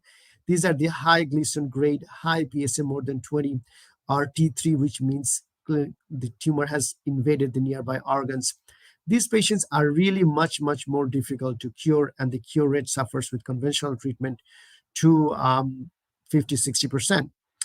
These require simultaneous treatment of the prostate and the surrounding lymph node regions, and it's a much more challenging feat. But we have now completed the first phase 1 trial where we enrolled 60 plus patients, and we have demonstrated that this is feasible, it is safe, and it is well tolerated. That was the goal of this phase 1 trial. Now we are starting to design phase 2 trial, or even offer this to high-risk patients out of the trial. The cure rate was 96%, but that is really very premature report, because we really need to wait another 4 or 5 years to know the long-term outcome for these patients. So this trial is currently ongoing and in follow-up, and we will know the results in the future. Now, I'm going to conclude my talk with pointing out another side benefit of radiation, of stereotactic radiation. Did you know that while radiation is killing the tumor cells, it can also stimulate the immune system, alarm the immune system to the presence of the tumor, so that the immune system can go fight the cancer and find out metastatic disease and eradicate them? Here is an example of how that works. It has been reported multiple case reports where if a patient has A, B, C, 3 tumors, and one of them, the A, is radiated and is eradicated, spontaneously B and C regress and can even disappear. This is called an abscopal effect of radiation, and it has been shown that this abscopal effect is immune mediated, where the tumor that is radiated induces an immune response, and that immune system fights tumor cells wherever else they are in the body and eradicates them. And this is the abscopal effect. And we have noticed that in a patient of kidney cancer, where we treated the primary kidney tumor, before treatment, the patient had this tumor. After the treatment, initially the tumor seems to have been growing larger. And then the lung metastasis completely resolved, and 5 years out, this patient is completely free of cancer. At this time, when it was growing, we biopsied the tumor, and the biopsy tissue showed that the tumor is getting eaten up by the immune cells, various forms of immune cells that are attacking the tumor. So another example, and this is an active field of research and a field of research for myself as well, is to investigate how we can harness this ability of radiation to not just kill the tumor cells, but also educate the body's immune system of the cancer. By doing that, we can initiate an immune response to the tumor, and we can also help immunotherapy for patients that have metastatic cancer, where, as you know, cancer immunotherapy has been approved. So this is my last and concluding slide. So in summary, we will continue to work towards improving SABR, the technology. We will apply SABR for the curative treatment of prostate cancer, which we now have standardized in very easy, non-invasive 5 treatment radiation. We are investigating nerve-sparing SABR to preserve potency for our patients. We are applying this for high-risk patients to improve the cure rate where it's really needed the most. And future, we will work to combine SABR and immunotherapy to improve outcomes for even metastatic cancer patients where currently things are not curable. We will continue to do clinical and translational research. This is our facility that is newly built, the 2 buildings, hosting about 17 to 18 to 20 state-of-the-art advanced radiation machines. And this is our team, as Tamara pointed out already. With that, I'm going to conclude my talk and take questions. Thank you for your attention.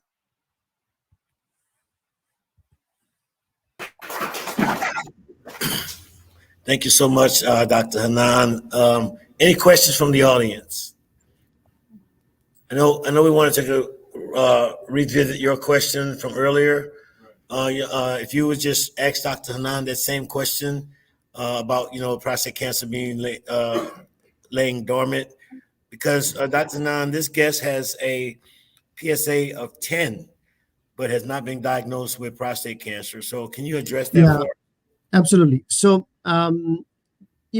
it's possible that you have a very large prostate size, what we call benign prostatic hypertrophy, and you actually don't have a cancer. It's possible.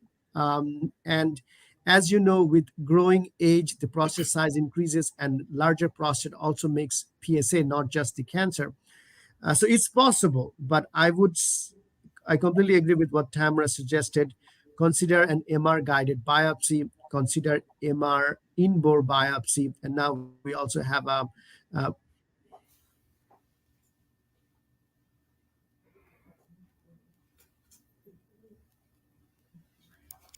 All right, did we finish or did we lose Dr. Hanan? You froze.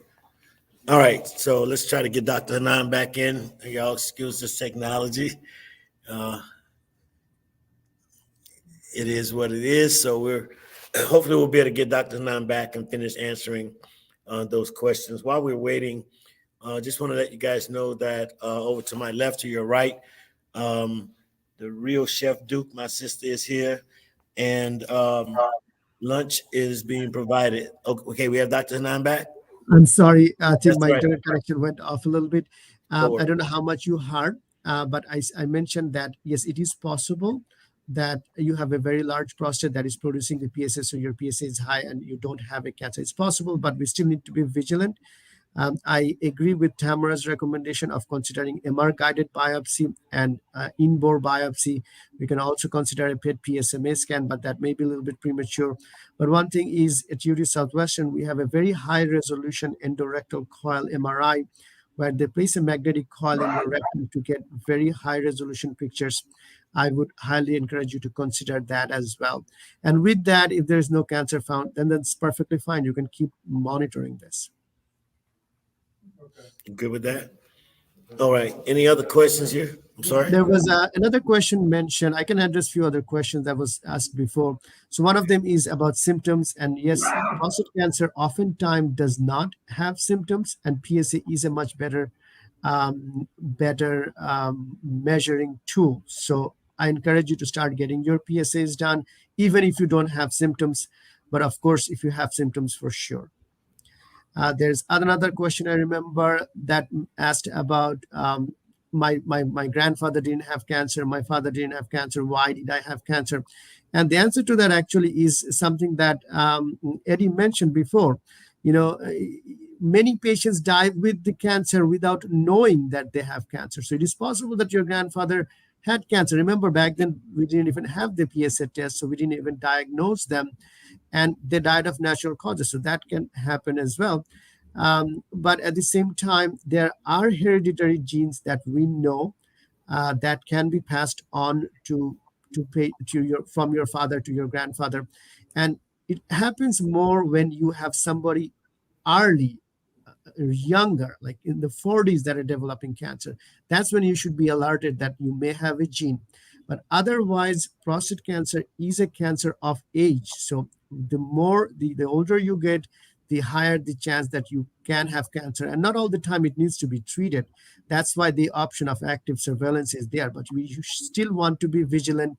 You still want to get it detected and then make an informed decision in terms of how to proceed, whether you really need treatment or you just need observation. I have many patients that I just observe.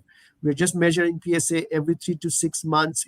We're repeating the MRI once a year. We are making sure the cancer is not progressing and allowing them to continue on their good quality of life without side effects from radiation or surgery.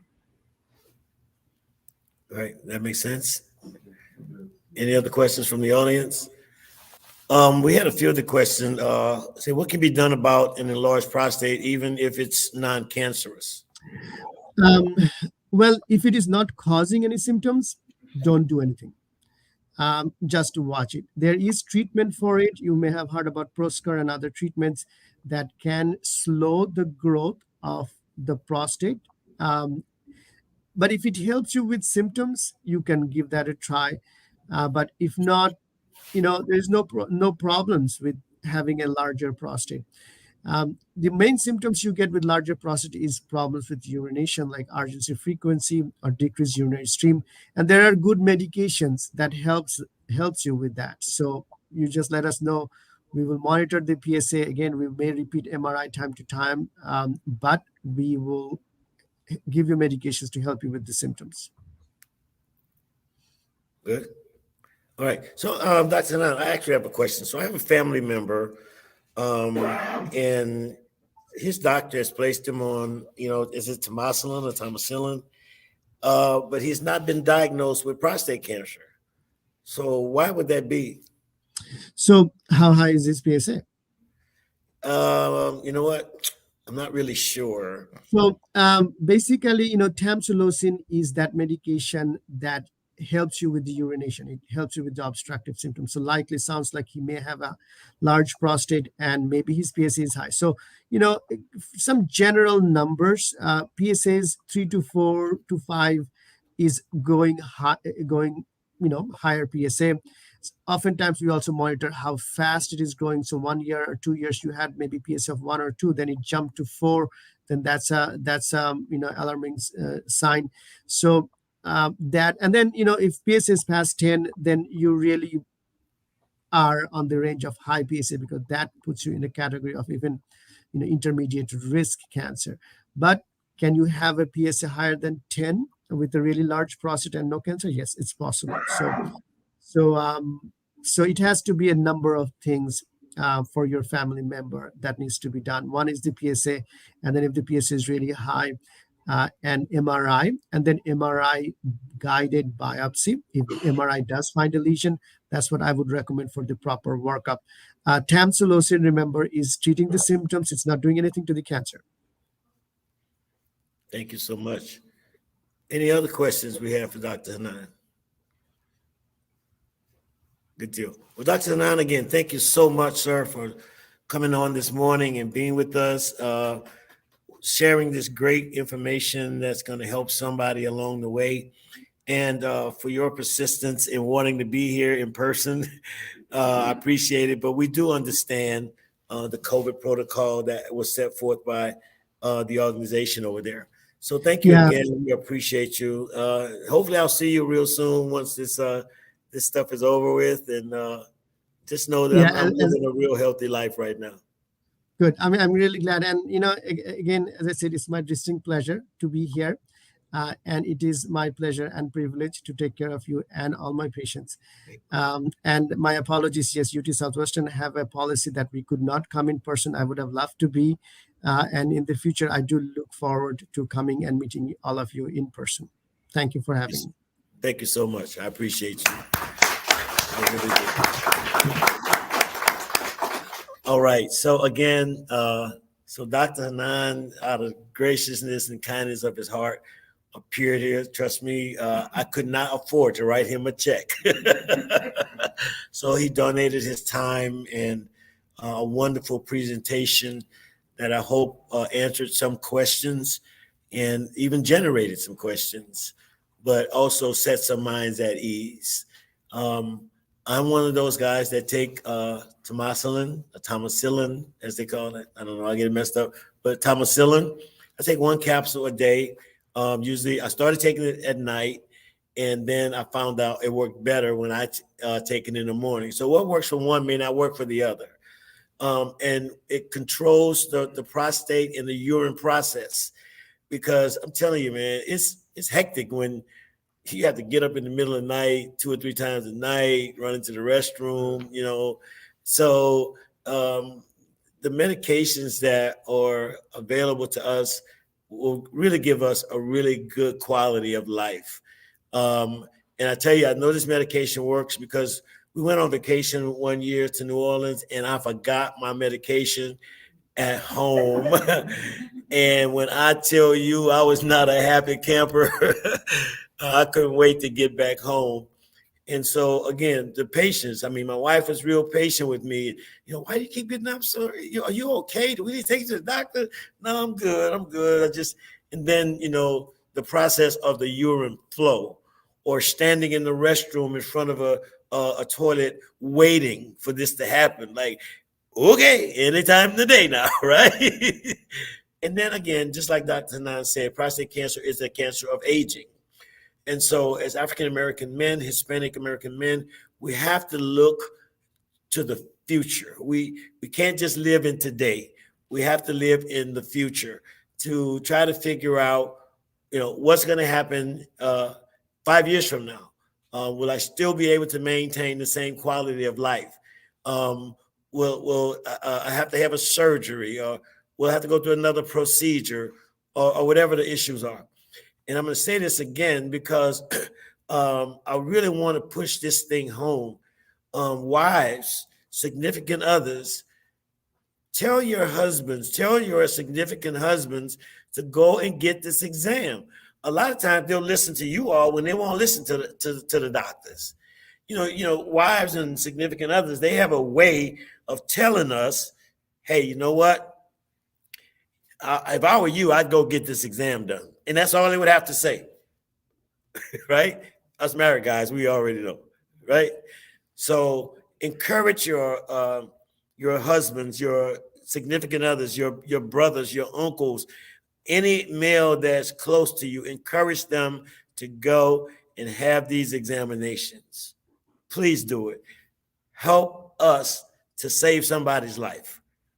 All right? Yes, ma'am. And mothers, tell your sons, your nephews. Mothers, tell your sons, your nephews. Tell them, please tell them.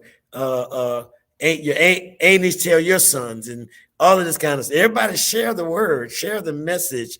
And hopefully if you're watching, you've already shared this to your network so we can get this out to a global community. So we're going to take a quick break. I'm going to stay on. We're going to take a quick break. I want to acknowledge some of the vendors that are here with us today. We have UC Southwestern, of course, couldn't make it in person, but they do have a table in the back. Feel free to grab hold of some of that literature and some of their swag. All of us, the research program came out. Man, they showed up in numbers, and they brought they brought boxes that they were carrying on pieces of wood. So there's all kinds of stuff on their table. I encourage you all to stop by that table and register for their program. We intended on doing genetic testing on site, but logistically it didn't work out. So you can register with them. They will tell you how to get genetic testing done. I'm going to definitely register because I believe in leading by example. And because we're so tied up with time, I didn't get a chance to watch the videos and stuff. But go to their site, and they're going to give you all the directions you need about how to join in with their program. They came on board with us. Phi Beta Sigma has a memorandum of understanding with them. And so they've been working closely with our international headquarters. Zero, the end of prostate cancer, they're here. They have a table back there. Stop by their table and grab some of that literature and some of the swag that they have. And then the American Cancer Society is going to be on a little bit later on this afternoon to talk about resources that are available to you all. All right. Also, I want to acknowledge the caterer. I have to read this. Her name is Rose Barrett. She's the CEO and executive chef, a very well-known chef here in the Dallas area, the Metroplex area.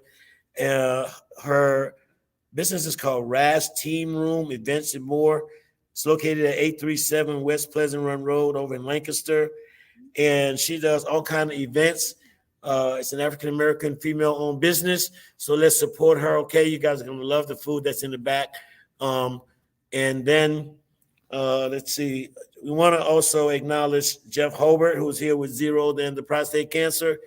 He was the first guy to show up this morning right after we got here. So he was here on time and ready to go. All right. And then all the rest of our virtual participants that are going to be coming on a little bit later. I want to continue to acknowledge them and continue to thank them. Nobody had to be here today. It's a Saturday. And a lot of guys, they don't know me. My fraternity brothers, I'm just forever grateful because when these guys say they're coming, they're coming. And they said, I got a text from my friend, brother Ari Hughes, and he says, man, I can't wait for the event, right? And so you know, I'm just ecstatic, man, about where this thing is going to go. Because trust me, this is only the first of many. We will not stop here. The goal and the vision is to bring this platform to as many people as I can, not only throughout the United States, but on a global platform. And because we have all of this technology, we have the ability now to go into Africa and Japan and China and everywhere else around the world to spread the word about prostate cancer and how we can beat this thing. Our motto is, we can win. I'm in the process right now. I had a vision about this, and I know it's going to happen. And the Bible tells us that where there's a vision, God will give us provision. And so as soon as this is done, I'm going to start working on the We Can Win Prostate Cancer Foundation. That was a good place for applause. All right. So I'm going to be working on starting that foundation to help men around this country to get this information out, to bring this platform out of Texas, out of Dallas, into other cities, into other states. There's already people that have reached out to me and asked me, how can I do something like this in my state? All right. So it's being effective. My motto is, to be impressive is worthless. To be effective is priceless. I can impress you all day long, but if I can't be effective in your life, I've wasted a whole lot of time, yours and mine. So with this program, I'm hoping that this program will be effective in the lives of men all across the world. All right. So if you all want to trickle in and grab a lunch, because of COVID, of course, we couldn't have sit-down dinner, but we do have lunch. There's 3 types of sandwiches in the back. Our virtual audience, if you want to step away and grab a bite, there's 3 types of sandwiches. There's drinks. If you're a non-meat eater, there's salads and some great peach tea that's back there. You'll love it. And again, I want to acknowledge my friend and my sister, Rashida Jackson. She's called the Real Chef Duke. She's been featured in food magazines. She's been on the cover of food magazines, and she's just an all-around wonderful person. And we've been friends now for a long time. So thank all the caterers. Again, thank you to Tucker Media for coming in and capturing the memories, of this event. All right. So with that, we're going to be moving. We're a little bit behind, but we want to move forward. And we're going to bring Brother Lee Patterson. I'm going to give up my seat so he can come and be on camera. When I spoke with him on a PFAC meeting for these councils that we sit on for patient advisories, I was totally blown away by their testimony. Not only did he struggle with prostate cancer, but his wife went through breast cancer. Ovarian cancer, not breast cancer. Yes. Both breast cancer and ovarian cancer. And all my family, both sides, have forms of cancer. Okay, so I tell you what we're going to do. We're going to bring you both up. No, we'll deal with you in the next forum. So I want to ask Brother Patterson to come. This is an amazing story. The wife and the husband and family members dealt with different types of cancers. And when I met them, I had to share their story. It's very passionate. If you need Kleenex, I'll get you some, but this is a very, very passionate testimony. So I'm going to ask Brother Patterson if you'll come and you can just take my seat in front of the camera here. And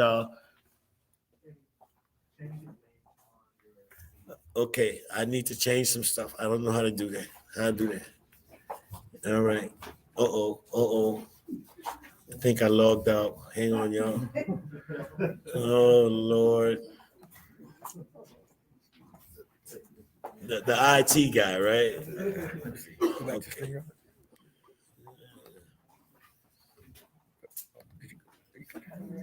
I don't know what I did.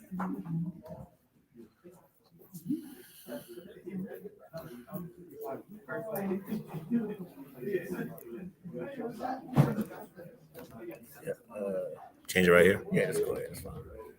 I'll show you how to do it. So I don't have to get out of it. It's just and I'll. So next time, hit your 3 buttons there.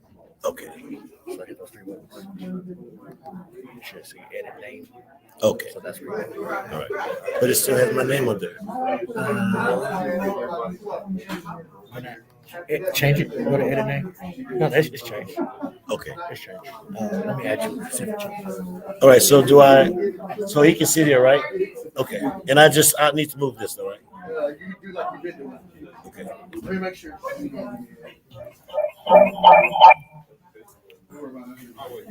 All right, brother Pastor. Thank you so much. You need some more room. Do I need to push this back some?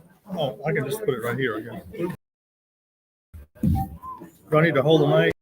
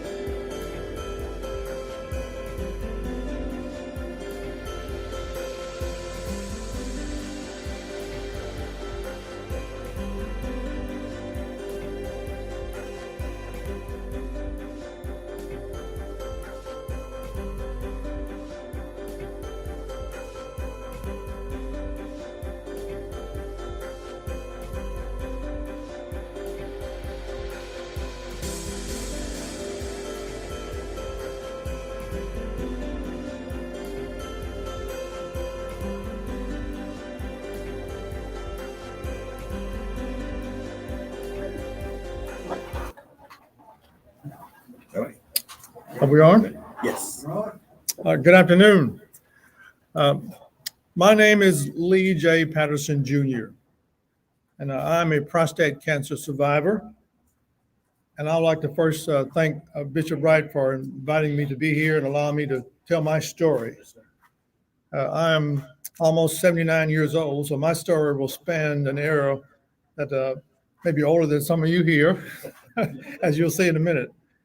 And the reason why I said my full name, Lee J. Patterson Jr., is because my story began before me with my father, Reverend Lee J. Patterson Sr.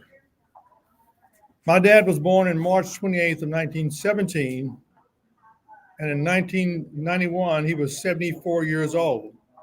So somewhere between 1991 and 92, he developed prostate cancer.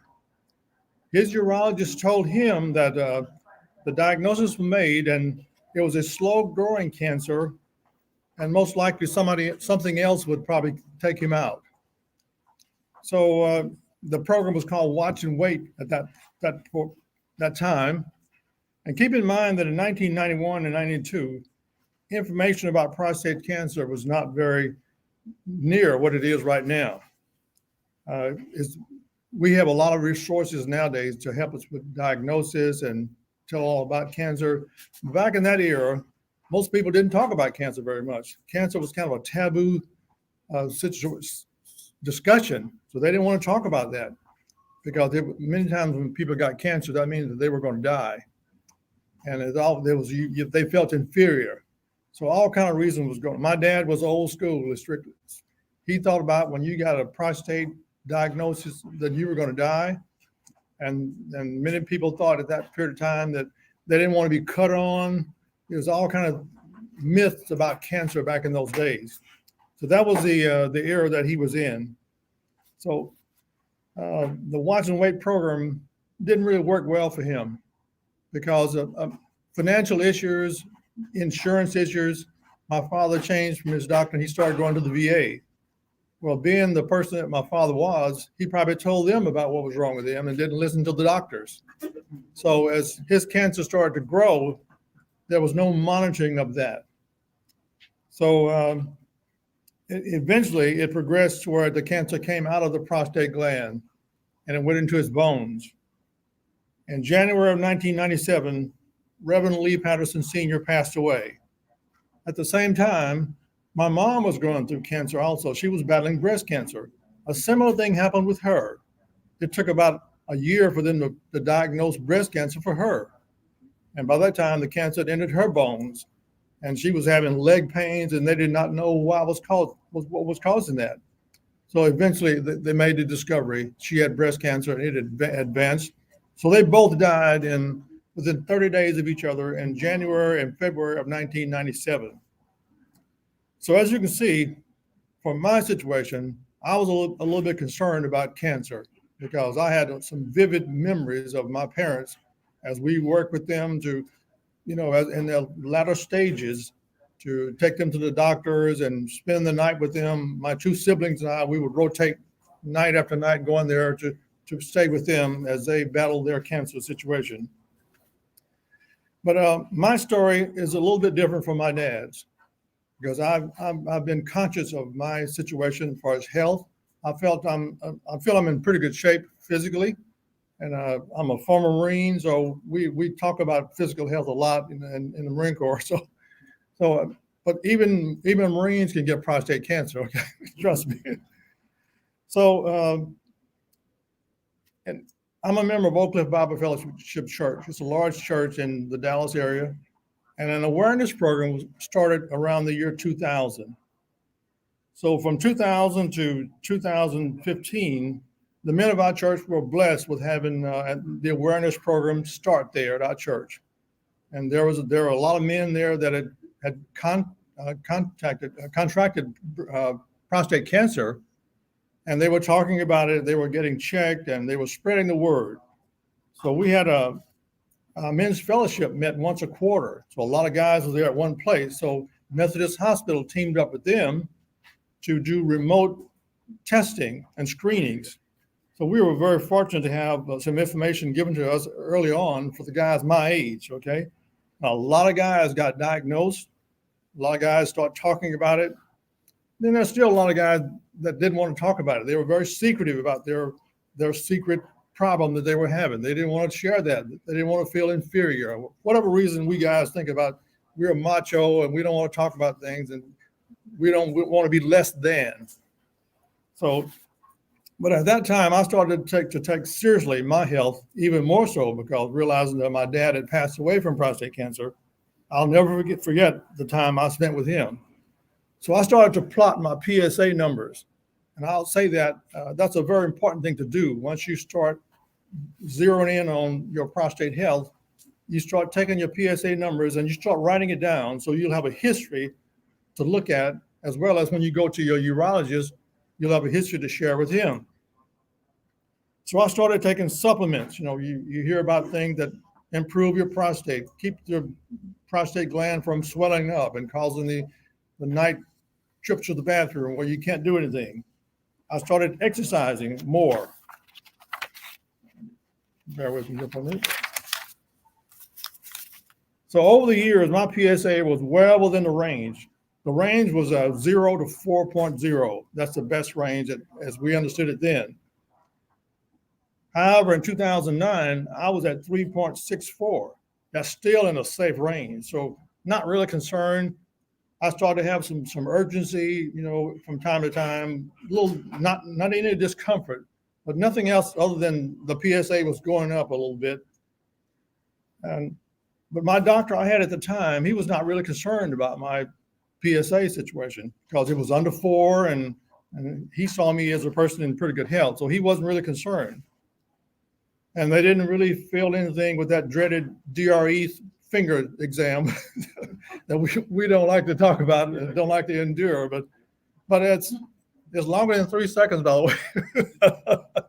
I thought it would never end when you stand there holding what you go through that. But anyway, in 2010, my regular urologist retired, and they brought a replacement urologist in to see his patients until the permanent doctor was replacing him.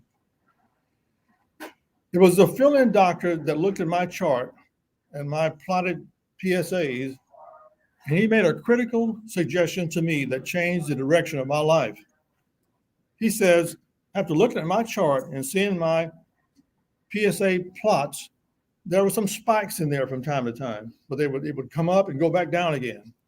He said that PSA should be linear. It should be fairly predictable and it should be a natural progression as you get older, but it should be linear, and it should not have the erratic spikes. I took his suggestion. I scheduled a biopsy just as soon as possible. So when the biopsy results came in, the dreaded C word was on top of there. It showed cancer in 2 places. And keep in mind, my PSA was never over 4. It never got to 4. All indications were that the cancer was contained in the gland, so that was a positive thing. But the 2 places, one was at the center of the prostate gland, and one was at 5 o'clock close to the edge. So I had it at those 2 places, but it was still contained inside the gland. So that was a rough day for me. All I could think about then was my dad. And the urologist spent a lot of time with me answering all my questions and what they meant, talking about my Gleason score. I had a Gleason score of 6. So that didn't indicate that I had a high, fast-paced progression of the prostate cancer, but it's something that we need to pay attention to. So at this juncture, I was needing some encouragement. It was a little bit scary, but I didn't stress over it. It was a true test of my faith in God. I thought many people have gone this way before, and with God's help, I can be ready for anything. My wife, Sheila, was there for me.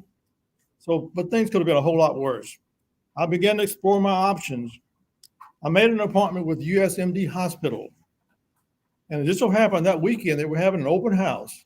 So I went there, and they had all their equipment on display for every option you could have that you would need for a prostate cancer resolution. They had the radiation. They talked about prostatectomy, removing the prostate with surgery. They had the cryology, the thing where they freeze the prostate gland and kill the cancer that way, and talked about hormone therapy, all kinds of different things. I had an array, a smorgasbord of things to choose from. So I discussed it with one of the doctors there that I met there, and I chose to have the surgery. I chose the surgery because my father died from this, and I know genetically my propensity would be to be like my father. So, and I didn't want anything left in there to haunt me later on. I figured that was my best chances. So after praying about that, I had the surgery. Okay. On October 1st, 2011, I had the prostatectomy with the robotic surgery. That was kind of new then, just getting started. It had been around for, I guess, a couple of years then. But all went well. And it appeared at that time that all the cancer was gone. So my healing went well. So in months following, my PSA jumped below to less than 0.10, which is undetectable.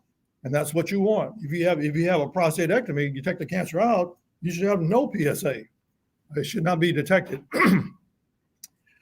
So, but after a while, in 2014, that's only 3 years later, my PSA started to show some activity. I said, wow, what is this? I have no prostate cancer. I have no prostate gland. Where is this PSA coming from? So my urologist and I talked about it. So let's watch it a while and see what's happening. Well, over the next year or so, it progressed a little bit more in tiny increments to where it got to 0.12. So we knew then that something's going on in there. We need to stop and check this out here. So we agreed that there should be some kind of intervention at that time. So it was recommended that I go through radiation for the 2 months treatment with 5 minutes a day, 5 days a week, not on the weekends. So they radiated my groin area and the prostate area for those about 2 months, 5 days a week, 5 minutes a day. So after 4 months of watching this after the radiation, well, things were back down to less than 0.01, undetectable. So for my current treatment plan was to submit blood for lab work every 6 months, then have a face-to-face meeting with my doctor every other month, every other year. Okay. So my plan has worked so far. My PSA has been 0.01 undetectable since January of 2014. Some side effects, there are some side effects from radiation for some people. And I did have some side effects. My bladder was affected, so I do have a problem with dribbles from time to time. So I wear the pads and those type of things. So that takes care of that. But I feel blessed because I'm still here to talk about this, and I feel obligated to share that with my brothers and sisters so they can talk with their families. So one of the things that causes a problem, and I don't have the problem if I watch my caffeine and spicy foods, then I'm good to go. But every now and then I love coffee. So I love all kind of different flavors of coffee, putting the creamers in there. So that was a hard part for me, okay, to give up coffee. But I don't totally give it up. I'll have decaf and I'll put my creamers in there. But I do have to watch the spicy foods. But the radiation it doesn't happen right away. It takes about a year for that effect, at least for me, because I thought I was really good to go. But in about a year, I started to see I had some problems. And the robotic surgery is a nerve-sparing surgery, and it keeps your sexual activity alive. You know, you're good to go. But there is some cut some nerves. You can't go in there without cutting something. Okay, you're gonna lose something. Okay. But praise God, there's things out there to help with that. Okay. And so I feel totally blessed, you know, that things are well with me, you know, so I can still enjoy life. Okay. But in April of this year, I'll be 79 years old. So I feel extremely blessed that I can sit here and talk about that. Thank you. And help someone else. So there's a lot of things that can cause prostate cancer from my experience, and my age and being in the military. If you have an uncle or a grandfather who was in the Vietnam era, you know, there was a lot of the Vietnam veterans were exposed to Agent Orange. Agent Orange was a killer chemical that was it was stored on the bases there where a lot of men served. And they didn't know the effect of that later on. Fortunately, I went in the military in 1961. I got out in 1965 after 4.5 years. And I was stationed all over the Far East, but I didn't have to go physically to Vietnam. But the Agent Orange in the bases where I served was stored in some places, but it was after I was away from there. So I was not really exposed to Agent Orange, but there are a lot of men who were. So if I say that to say, if you have uncles or grandfathers or something who were in the Vietnam era, and they could have been on bases where there was Agent Orange stored, Agent Orange had a nasty habit of giving people prostate cancer, diabetes, and other types of cancer. Different people had different things. But in my case, I researched all the places where I was stationed, and that was not a base that was where Agent Orange was stored. One of the bases where I was serving, it became a base later on, but that was after I was gone. So, but I feel good right now. I feel my health is good, and I feel the Lord will keep me here as long as He wants to. If I do my part to make sure we have a good diet, and make sure I exercise, and make sure I stay in His will, so I'm good to go. My wife and I are part of a comprehensive cancer support group that she and another sister.church founded. So we talk about different cancers at our meetings, and it's the second Monday of every month. We have a different person on our show to talk about different types of cancer. We've had carcinoma, we had breast cancer, of course, prostate cancer, but all sorts of cancer, genetic testing, and caregiving. So we are constantly trying to do things similar to what Bishop Wright is doing here with his program. We do some very similar things at our church. And so we invite people all, it's on Zoom, by the way, but we've had a lot of people come on our program and do Q&As. So we're interested in getting the word out as Bishop Wright is, because I think there's a lot of myths about cancer. And even though we're more aware right now, there's new crops of people growing into the age group where could be affected by this. I think most of the people in my age group at our church, we've had so many people diagnosed with prostate cancer, they've had surgery and they're doing well. So the word is out for my age group. But there's a new crop of guys that are getting in the age 40 and on.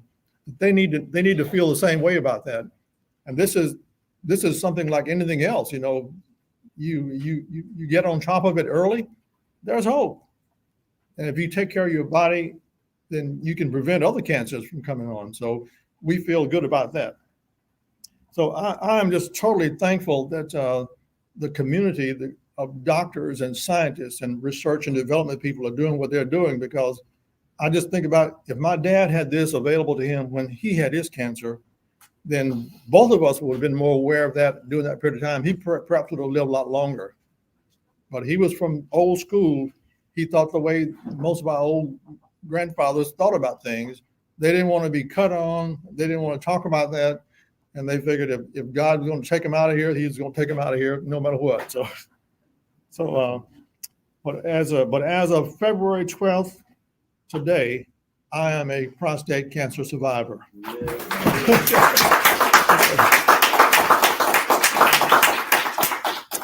And I can answer questions about my experience, but I am not a urologist. But I know what I've been through, and I can tell you that.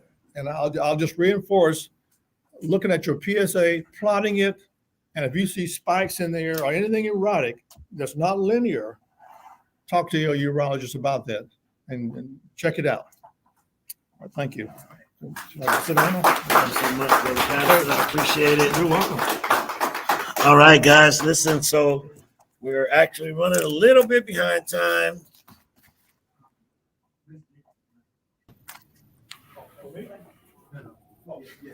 So Tamara Dixon has a question for Mr. Patterson.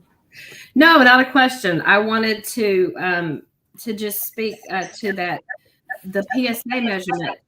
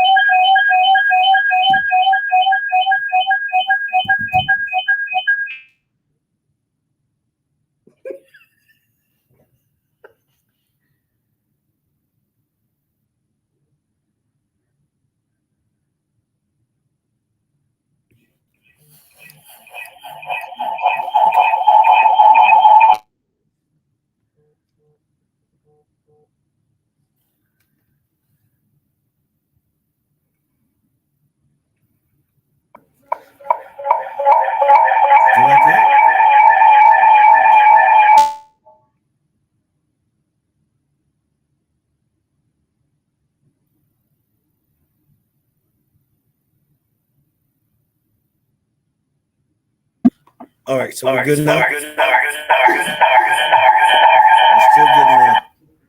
Still getting feedback from somewhere.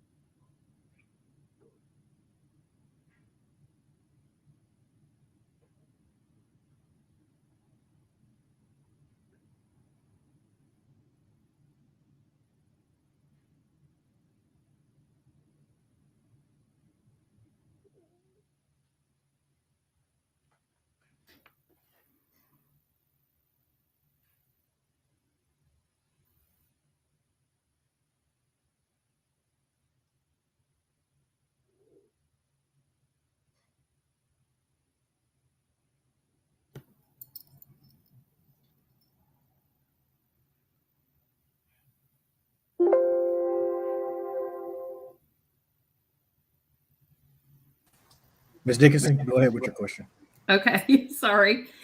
No, I just wanted to comment actually on Mr. Patterson's comments about the PSA. So many times we have patients who say that, well, their PSA is under 4, so it's fine. But we know in prostate cancer that it's really not. And like he said, it's this plotting that's very important. And we call that the PSA velocity, and looking at how fast the PSA is doubling, how fast it's going up. Those are all numbers as well, not just those spikes that he referred to.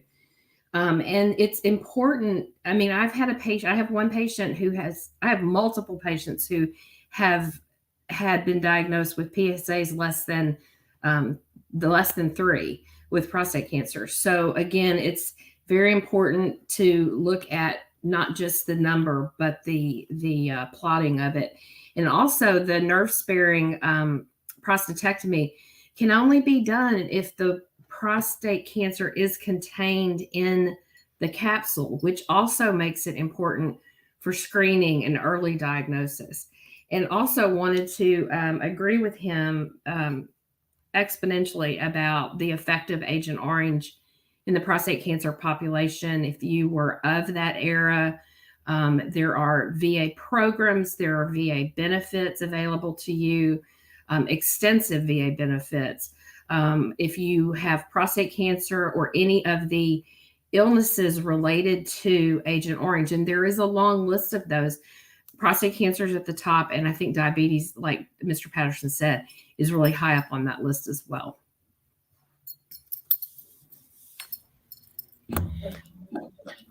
We have another question. Yes, sir. While she's on, I know she's been on the whole time. Can you tell us the activities that will lead to an elevated PSA, such as bike riding, sex the night before you go give blood, so we don't get unnecessary spikes? Yeah, so you should abstain from those types of activities: horseback riding, bike riding, and intercourse 48 to 72 hours before your measurement. that brought a great chuckle. All right, so and if you see it, and if I've seen a spike and I find out that they didn't, that was made potentially an issue, then we repeat it. So gotcha. All right, so thanks Brother Patterson for that testimony. I am a Vietnam veteran who experienced the Agent Orange issue. It wasn't found out until almost 40 years after I got out of the Navy. So yeah, we have several things that's affecting us. Listen, we're running a little bit behind time. Brent Gray from the American Cancer Society is in the waiting room. I've been waiting patiently. So, I just want to sort of apologize to Brent. This thing, there's so many questions to be asked. So I really appreciate your patience, and I'm not going to delay you anymore. So at this time, I'm going to present Brent Gray from the American Cancer Society. Thanks, Brent, for being with us. Great, thank you. So I'm not going to take too much time today. Dr. Hannah, gave a lot. There's been a lot of great information. So what I really want to focus on today is kind of some of the resources that we have at American Cancer Society. So first off, I want to thank, Phi Beta Sigma, Bishop Wright, Lee Patterson for sharing his story. Tomorrow, everyone has been absolutely amazing. And the presentation I was going to give was going to be a little bit of what they've talked about. So I'm just going to scrap that. So what I really want to, again, focus on today is just free resources that we have available at the American Cancer Society. So I'll give you a real brief 2-minute kind of overview of what the American Cancer Society is and what we do. And then I'll just talk about kind of the 2 main things that I really want to highlight for everyone that's online right now that they can share for prostate cancer or any other cancer that's available. So first, the American Cancer Society is over 100 years old. We were started back in the 19-teens to kind of, advance cancer. So our mission statement is to increase outcomes for cancer patients and their families.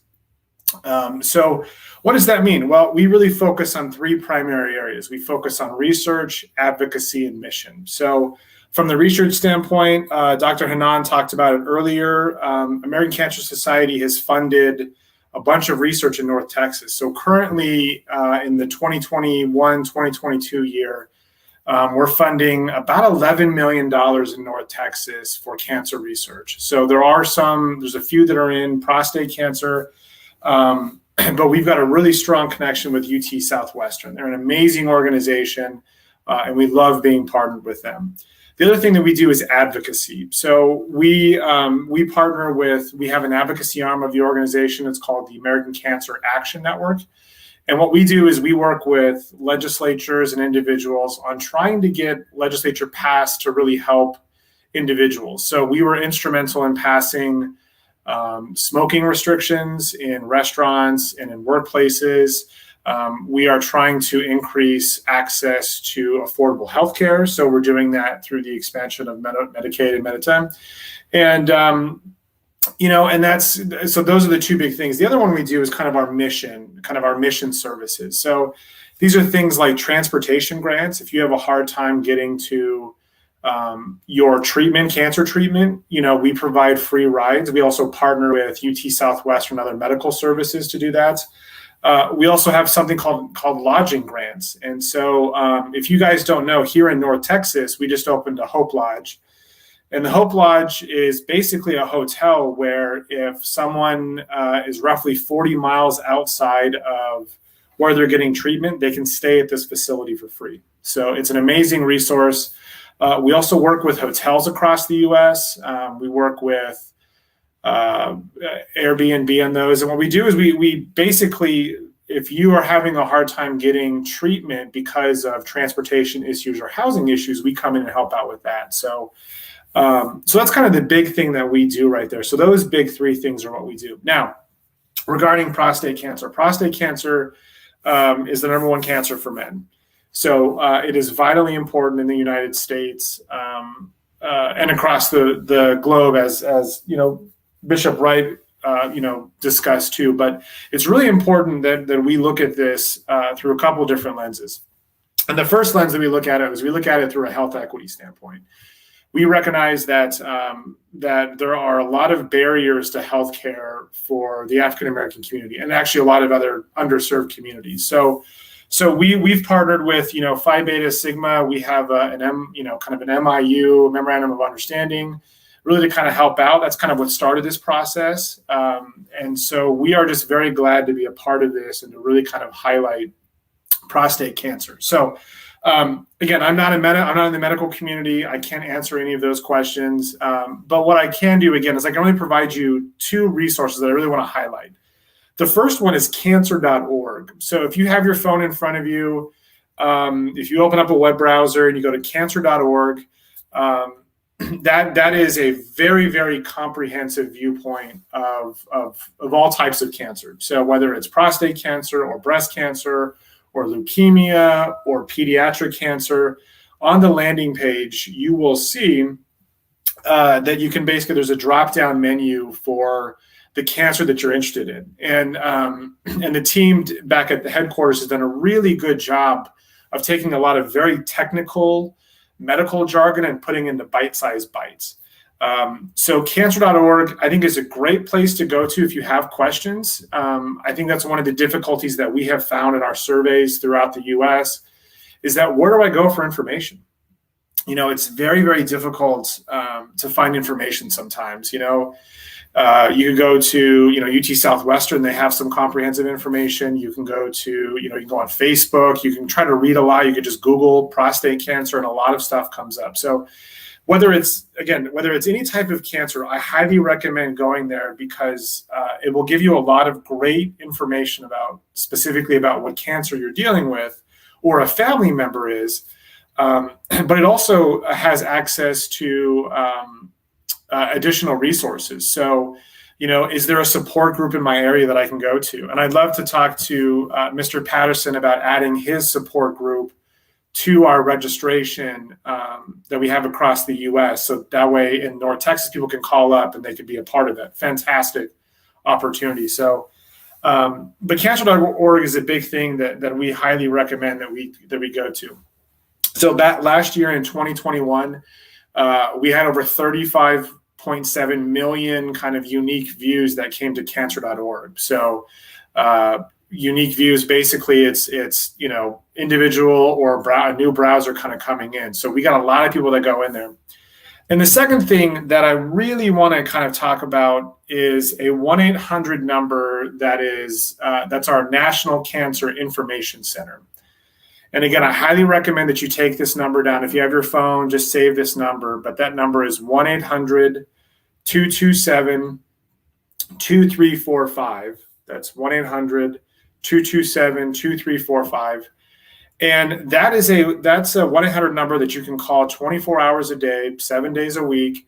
And it is fully staffed by individuals that will answer any question that you have. And it includes questions of, can you help me? I don't understand prostate cancer. Can you walk me through it? It also have questions on if you need help finding lodging or transportation. We have nurses and doctors that are part of this 1-800 number, so they can talk to you about the doctors that have been on today about some of those questions. It's really important that number is there and available because it provides people information. And if we don't have the information, we have a network, a massive network that can help give you answers within 48 hours. That's kind of the promise that we have. So, they're not going to be able to give you kind of, really detailed medical advice, but, if you have questions about, cancer, if you have questions about resources, support groups is a big one, right? I've heard a couple of times from wives and mothers, how can I support them? Well, we have numbers that are out there available, right? We have a lot of great information that's out there. So, I highly recommend, if you have any questions, give them a call. We constantly get satisfaction results back on that, and it's in the 99th percentile, because if you don't have a direct connection to a medical community or to a doctor or to a urologist or to a specialist, it really helps kind of close that gap, and it really helps provide people some great information. I can share with you guys some stories that we've gotten where individuals call up and they're just scared, right? They just got a cancer diagnosis. They don't know what to do. Maybe they don't have family in the area. And so these individuals that are on this line really become, a healthcare provider. They become a psychologist. They become a friend. And so it's a great opportunity there. So I heard individuals today that have battled, breast cancer, ovarian cancer, obviously prostate cancer. So, so these are kind of the two big things that I really want to highlight: cancer.org and then the 1-800-227-2345. And the final thing that I will say that has been a constant theme and is something that we are seeing extensively at the American Cancer Society is people need to get screened. So they need to go to their doctor. They need to get screened. The American Cancer Society every year puts out a screening guideline. And what it basically says is if you're, for ovarian cancer, or if you're a 25-year-old woman, what should you be screened for? And most cancers really kind of affect older individuals. There's also, some genetic markers that people can find. But there's lifestyle indicators that need to happen, but it's great. So again, from a prostate cancer standpoint, we put this thing out. So this year there was a big change from a prostate cancer early detection, right? So basically at age 40 for men that have high risk of prostate cancer, they should be getting tested for prostate cancer.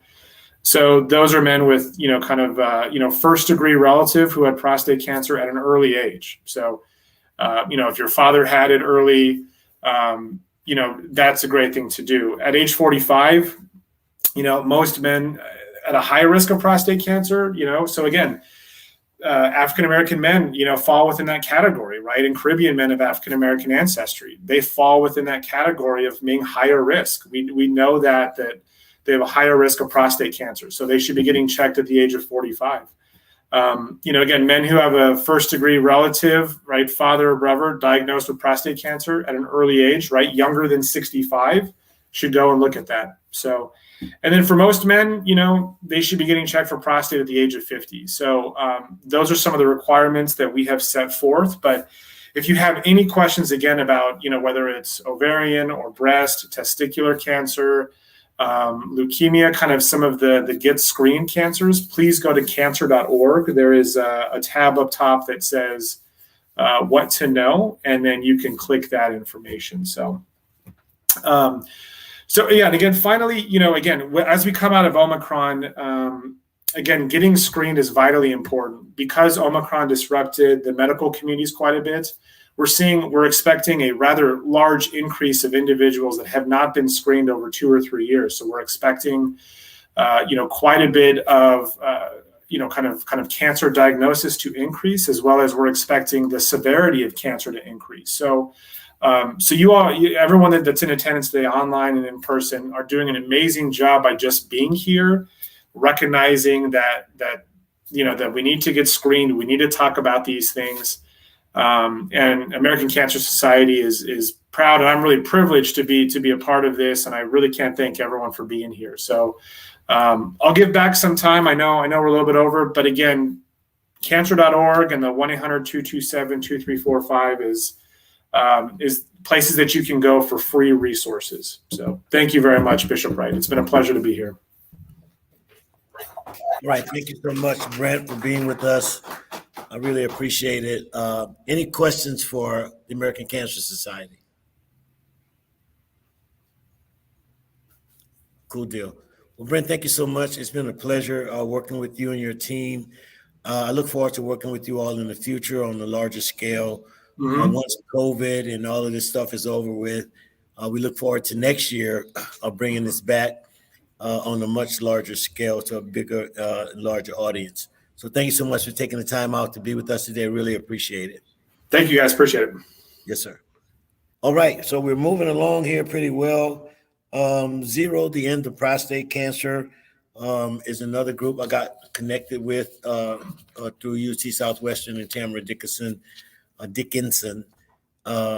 And they have been a wonderful resource for me as well. I'm actually going to be in a forum with them from March 4th through the 8th. And I'm looking forward to hearing what they're going to present in their forum. So we have Reggie Tucker Seeley, who's going to appear virtually from Los Angeles, California. This is our first time meeting each other. And he heard about the event. He reached out to his organization, said that he wanted to be a part of this. And again, thanks to technology, he didn't have to fly all the way to Dallas to be a part of this.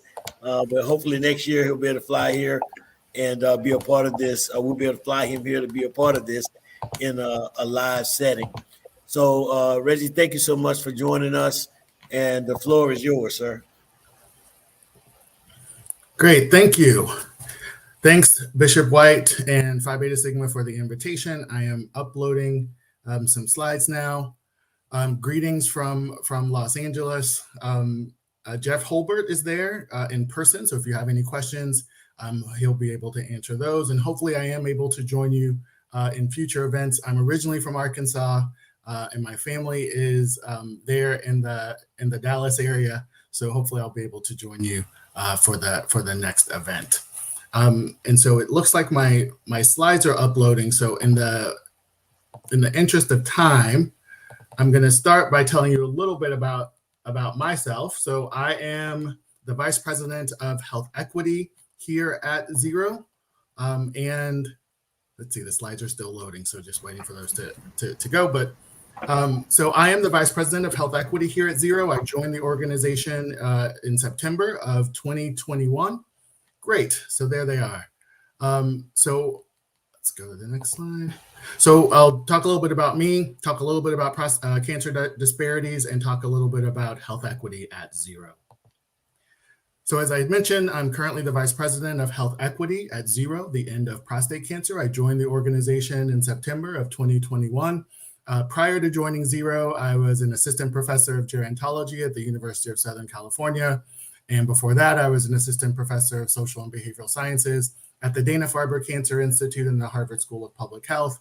And I also served as a Robert Wood Johnson Health Policy Fellow, where I was placed in the United States Senate, where I worked in Senator Dianne Feinstein's office with her health policy team. So it's a little bit about my background and about sort of some of the experiences that inform the work that I'm doing here at Zero. So what is Zero? And hopefully you've had a chance to talk to Jeff. But briefly, Zero, the End of Prostate Cancer, is the leading national nonprofit with the mission to end prostate cancer. And our web address is zerocancer.org. We advance research through our fundraising efforts, and we offer financial and psychological support through our programs. And we also provide advocacy support. We have programs that Jeff probably has a couple of flyers for, specifically our 0360 program, which provides support for patients and their families navigating prostate cancer. We have mentorship programs, and we have a Zero Drive program in several states that provide resources to men who need transportation assistance to get to their appointments.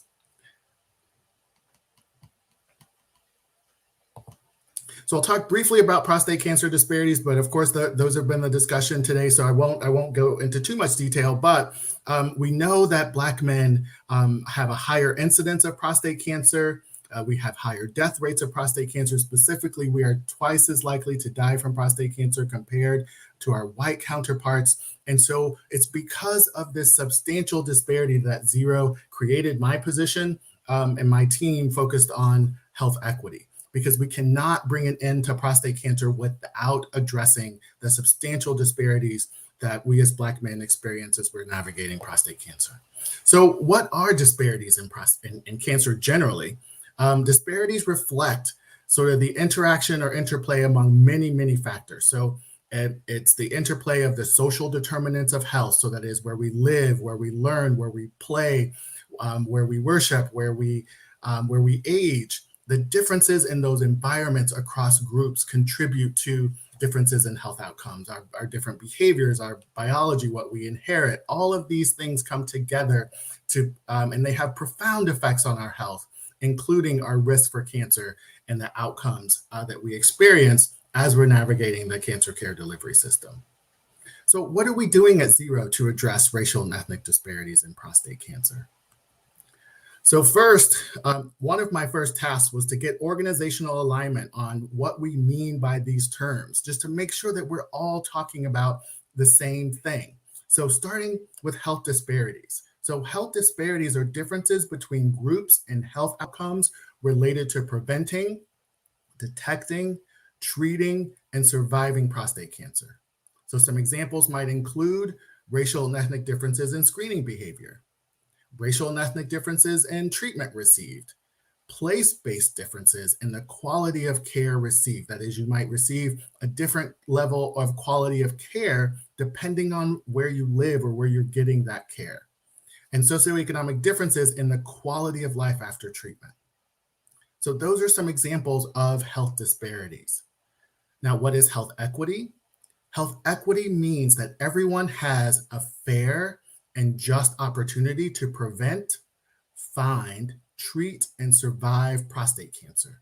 So this means, or this requires, removing obstacles to the usual source of healthcare and coordinated health quality, and also ensuring that we all have access to good quality healthcare as we're navigating not only the primary care healthcare delivery system, but also specialty care. So how we go from primary to specialty and back to primary, that is ensuring that everyone has a fair and just opportunity as they are navigating those systems. So our health equity team here at Zero right now is just a team of one. It's just me, but we're looking to hire, and I'll talk about that in a minute. But our work here is focused on two key questions. The first question is, what does an equitable cancer care delivery system look like? So I've been working in public health for over 20 years, And I feel like we often talk about equity. We talk about equity in the healthcare delivery system or the cancer care delivery system, but I think we need to do a better job of actually articulating what does that equitable cancer care delivery system look like and what specific changes we need to make in the system to ensure that we all have access to equitable cancer care. Our second question is, how do we prepare Black men to expect and get equity as we are navigating the healthcare delivery system? So that is, what tools are needed so that we get equity as we're navigating healthcare delivery? So our health equity work at Zero is really focused in these four areas. So one is thought leadership. So I mentioned I was an academic before. So my role here is to really push health equity in the academic space and pulling that information from academia out to the communities so that we are actually making an impact on the lives of Black men related to prostate cancer. Convene and collaborate. So finding partners to bring together to talk about issues related to prostate cancer and health equity. Policy and advocacy. So advocating for policies focused on prostate cancer generally and disparities in prostate cancer specifically, and also education and outreach. So that is raising awareness around issues related to prostate cancer in communities generally, but specifically in our Black and Brown communities. So as I mentioned, right now I'm a team of one on the health equity team at Zero, but I am hiring a new director, specifically a director of health equity community community organizing and engagement. And this person will work to expand our Run Walk series, which is one of our fundraising activities. We're going to partner with historically Black colleges and universities to expand that Run Walk series with those partners. We've also developed the Black Men's Prostate Cancer Initiative, which includes support groups, education and awareness activities. So my goal there is to expand this program to partner with all of the current support groups that are in place in some areas. But as you know, in some places, there is absolutely nothing. So we want to work to make sure that we can provide resources in places where men are navigating their prostate cancer journey without much support. We also want to identify partners to create a national campaign focused on increasing education and awareness around prostate cancer generally, and the racial and ethnic disparities in prostate cancer specifically. So as I mentioned, I've been in the public health field for 20 years, and I feel like we've been talking about these disparities the whole time. And I'm ready for us to actually see substantial changes in the differences that we as Black men are experiencing as we are navigating healthcare delivery generally and cancer care specifically. So there are some challenges to this work. And one of the main challenges is that most Americans are unaware that health disparities even exist, and they don't understand what causes them, and many don't view them as being unfair. And the fact that they are unfair, that is the cornerstone of inequity. And so we must sort of shift our thinking around health disparities and sort of recognize that the disparities that we see are indeed unfair. So in a survey back in 2009, and that survey showed that most people were aware of differences by class. So that is, they were aware that likely richer people had better health compared to poorer people, but they were less aware of racial differences, of the differences in health across racial groups. And oftentimes in those instances, people attribute those differences to individual behaviors, but they don't necessarily recognize the importance of context. That is, where we live, where we work, where we play, our social context, which creates the choices that we make or the choices that we have that then influences the choices that we make. And so it's important that we raise awareness around these disparities, not just that there are disparities that exist by class, but that these disparities also exist across racial and ethnic groups. So I'll end with a quote that I use every time I give a talk on health equity and health disparities related to cancer. And the quote says, "Despite the success on the cancer treatment front, we have done little in a concerted and well-planned fashion to investigate and address the problems of survivors. It is as if we have invented sophisticated techniques to save people from drowning, but once they have been pulled from the water, we leave them on the dock to cough and splutter on their own in the belief that we have done all that we can. This is a quote from Dr. Fitzhugh Mullen, who was a physician, a survivor of cancer, and founding president of the National Coalition of Cancer Survivorship.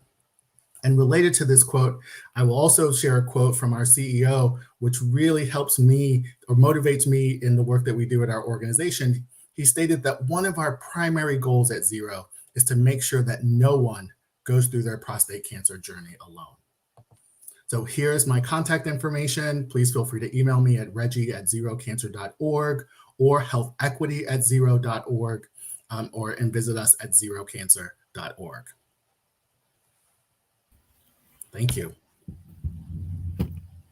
All right. Well, thank you so much, Ms. Cecilia. I appreciate you coming on board and presenting the information. Do we have any questions? Any questions from the virtual audience? All right. Well, with that, again, Mr. Chakasili, thank you, sir, so much for joining us all the way from Los Angeles, California. Yes. Sunny Los Angeles. We're getting snowflakes right about now. I heard you guys are about 80 degrees. But I appreciate you, sir. I look forward to working with you in the future. All right? Me too. Right. Great. Take care, everyone. Yes, sir. All right. Again, great information, right? Okay. We're about to wrap this up here pretty soon. Our last speaker is in the house. And listen, you guys can reach out to me if you want to learn more information about these different organizations, or if there's some literature that you might want. Reach out to me. You can email me at bishopeddywright@gmail.com, or you can follow me on Facebook or Instagram. And as we move forward in building this organization and building a foundation, you can send us your cash donations to help us to start preparing for the future. And you can use Zelle or Cash App. You can send it Cash App, Dr. Eddie Wright, or you can Zelle it to my email address. Or if you want to reach out to me by phone, you can call me at 214-592-5358. And I can connect you with the organization that you need to be connected with. All right. So keep us in prayer as we move forward to develop the We Can Win Foundation for real talk about prostate cancer. And then next year, let me just put it out right now before we bring up Dr. Kitzman. We are going to be working to bring this to a different platform on a much larger scale on next year. But next year, we want to talk about other cancers. We want to talk about breast cancer, colon cancer, pancreatic cancer, liver cancer. We want to talk about several different cancers on next year. We're going to start planning real soon, working with the different organizations, inviting doctors and professional speakers to come on and speak about these different types of cancers. So this is not going to stop here today, as we said earlier. It's just beginning, and we're looking forward to a bigger and greater platform. All right, so I'm going to transition out and allow Dr. Heather Kitzman from all of us, the research program. I'm sorry, again, I walked out and I left the folder with the bios. So she'll tell you a little bit about herself, and please accept my apologies. So thank you all very much. And at this time, we're going to transition to all of us, the research program. You can actually just sit in my seat. I need slides. Oh, you have slides. Okay, so can you give us, you have a seat right here. Give me just a moment. Let me work with the technology guy to see how we're going to do this. Okay. All right.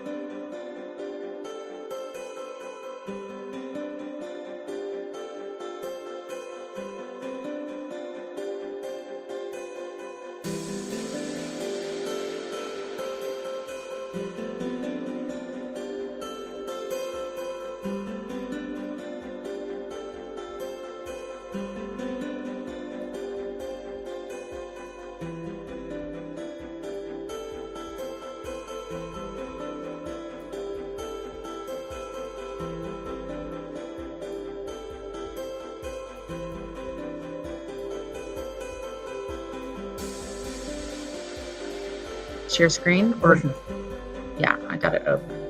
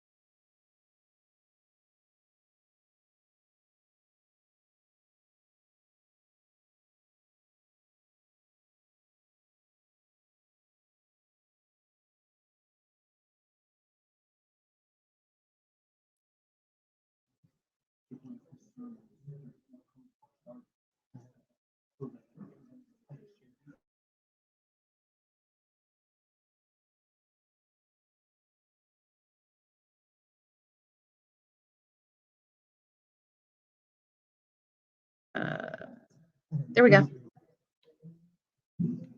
Is it gonna? No.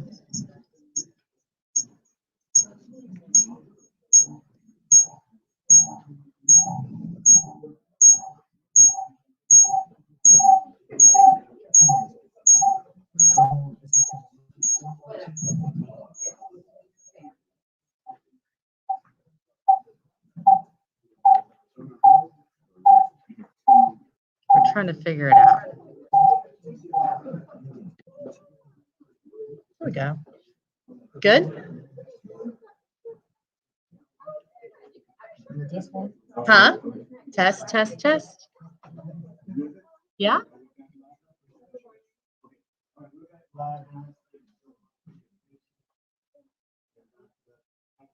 Kitzman.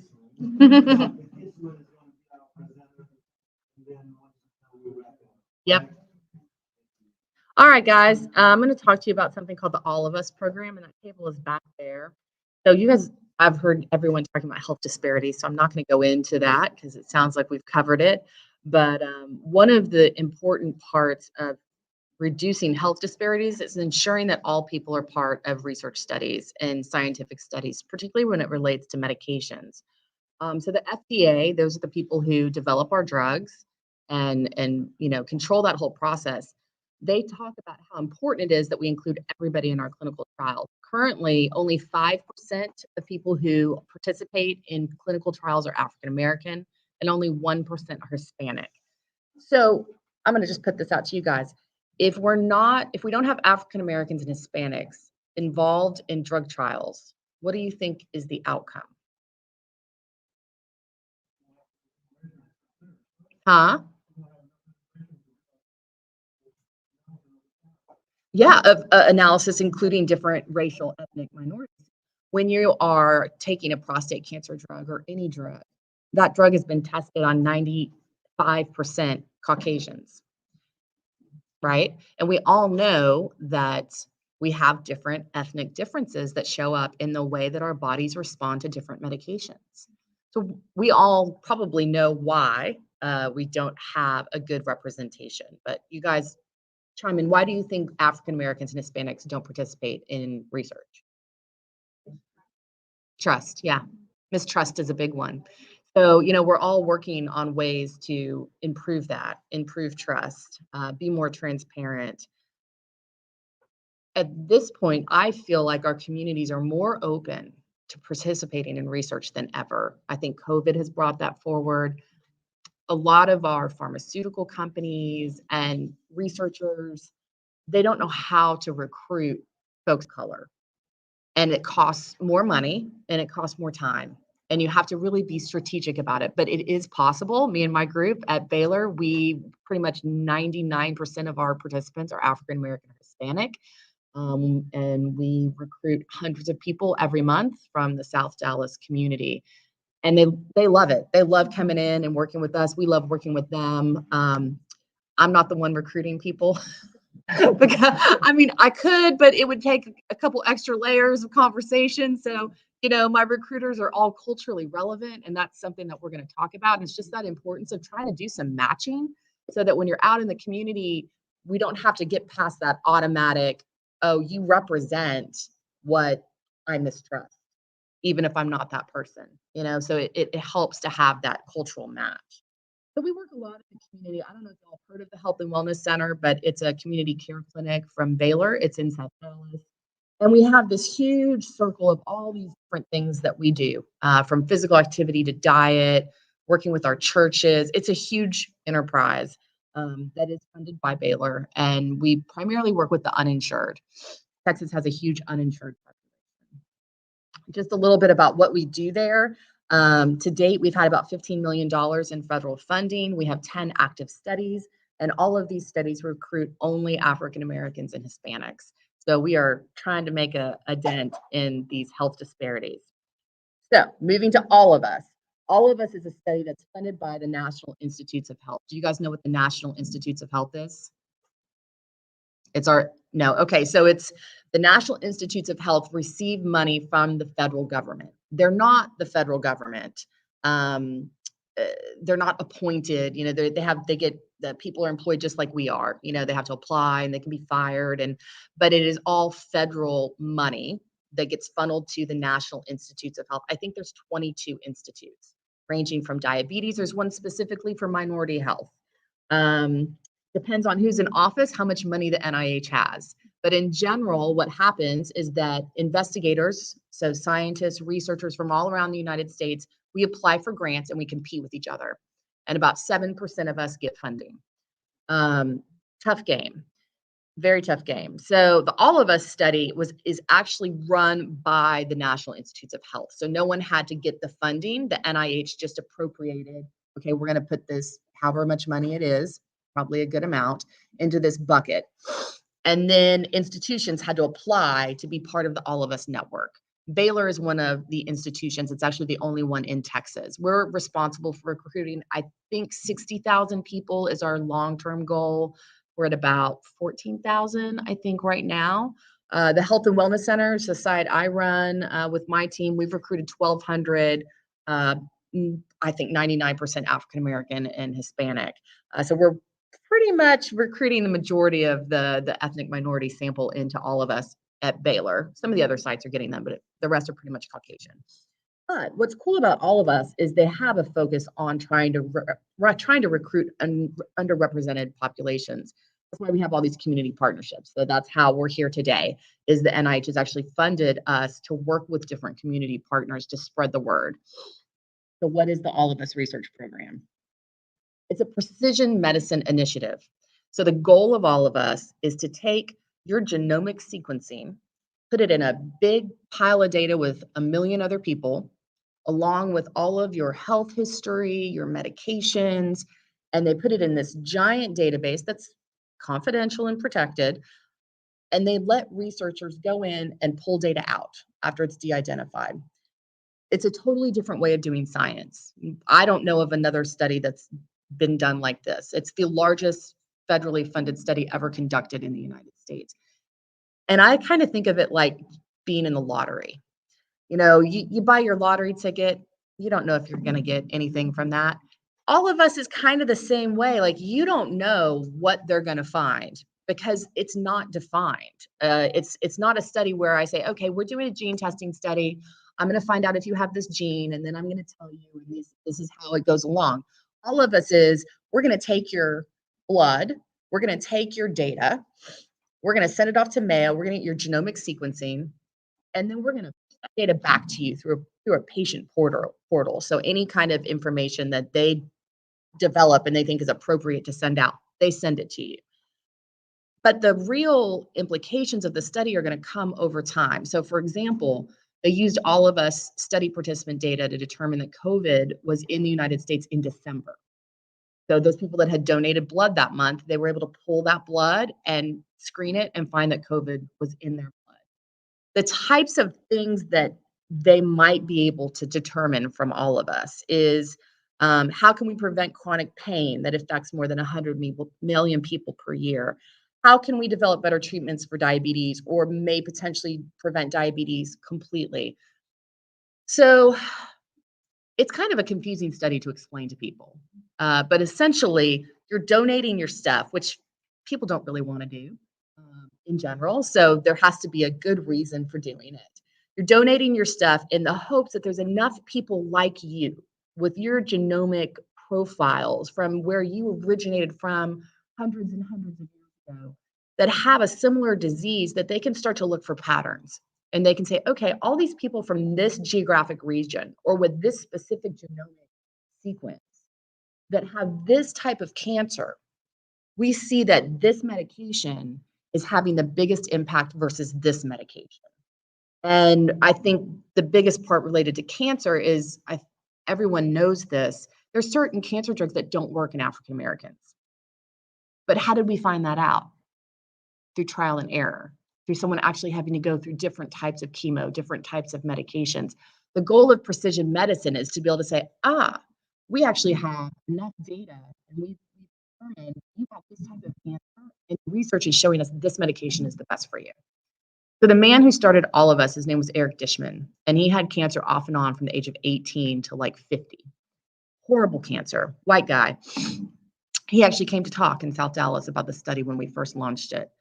And his last round of cancer, they're like, this is going to kill you. Like, you're not getting out of this. And one of his friends, who was a physician that did gene studies, said, let's do your genomic sequencing if we can find out if we have any information on this cancer. They did it. They found that it was related to a cancer of a completely different nature. So I can't remember the type of cancer, stomach cancer, he had something. But they gave him medication for a different type of cancer because it better match the genomic sequencing of his cancer. He is in remission and has been in remission for 15 years. I know. And so he started this study with the hopes that everybody could have that opportunity because he knew he was special. He was working in science. Like, most people have no capacity to access that kind of science or technology. So that was the original point of all of us. And they do have a lot of different cancer studies going on. So I'll talk about that in a minute. So we already talked about that. It's 1 million people. We're trying to get health status, geography, health conditions, medications you've been on. What is the promise for the participants? So the opportunity to improve the health of future generations. That's what we always say in research. And I do think it's true in this case. But you also have a chance to learn about your own health, because we have no idea what innovations are going to come out of this data set. Okay, so diversity is overall right now, we've got 47% of the entire 500,000 they've recruited to date are non-white. So I think they're doing a pretty good job of getting, we call it the white mouse syndrome. Like all of this drugs and studies have been tested on the white rat, and we need more than just the white mouse. So right now, to date, we have 921 active projects inside this database. So how it works is a researcher says, hey, all of us, I want to access this data. I have this research question, and these are the types of things that are related to cancer that are currently being worked on. So cholesterol and cancer, cancer and COVID, cancer survival, breast cancer treatment, disparities related to prostate cancer. If they find something related to your specific genome, they're going to let you know. Is that definitely going to happen? We do not know that. And I think that's the part of being transparent, is that we don't know what's going to come from all of us. I want to be a part of it just because they might find out something that is related to me. I've had skin cancer.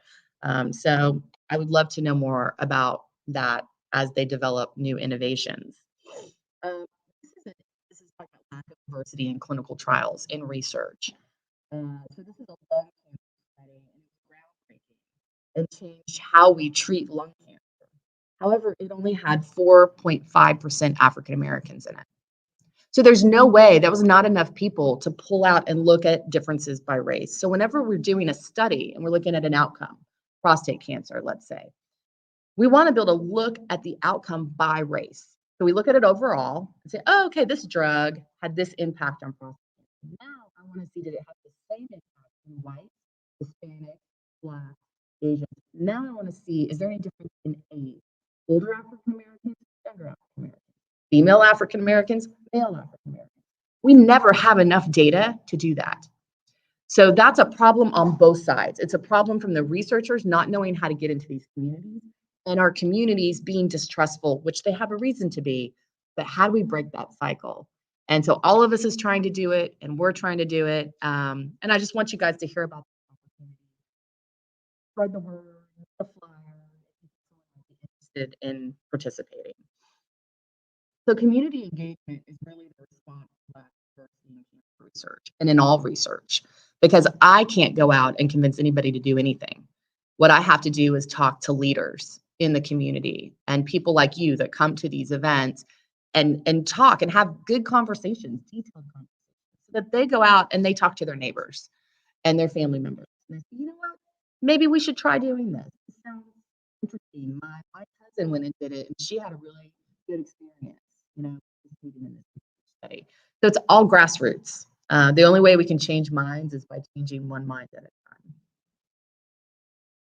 And so strategies to promote diversity that we do. I love this nothing about us without us. That came from the disability community, so people who had different disabilities. They were tired of being studied on without being included in the study designs or the outcomes or what they wanted from research. We use something called community-based participatory research, meaning we get people from the community, pastors, stakeholders of any kind. We include them in our research studies from the very beginning, and they have positions of power. They're co-investigators. They're leads of different sections, and then the money flows to those community partners as well. So the institution doesn't keep all the money. And that's how we've seen it done for a long time, right? The big institution says, I have this grant. I want these 10 churches to give you, $500. That's not how it's supposed to work.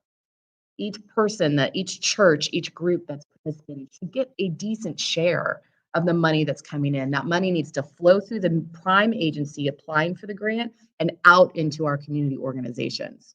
So that's a really important factor, is in a equitable share of resources. We have a lot of community advisory boards. So we use them in all of our studies at our center. We have resident advisory boards, ministerial advisory boards, community advisory boards, study-specific advisory boards, and we really do go to them with real questions and take their responses and then try to get it back to make a difference from what they're seeing. Apple doesn't create new devices without testing it with the person who's going to use it. Research needs to do the same thing, whether it's a drug, an intervention, whatever it is. We need to be talking to the end user and saying, is this even something that's relevant for your community, for your population, for your school? Because a lot of times it's not. And then it fails, not because it doesn't work, but because people just aren't even interested in it. It's not something that's important. So for us, the most important thing is developing long-term partnerships, coming out on a Saturday to things like this over and over and over, and trying to meet community needs with farm stands and screening. So if any of you guys work at community organizations, we'll go anywhere and we'll do kidney screenings, we'll do blood pressure screenings, we'll do HbA1c screenings, and we'll do it for free. We'll bring all of us out and set up wherever we can, if we can get on the right time and date, because we have to draw blood, and that genomic sequencing is very fragile. So it has to get to Mayo within 24 hours.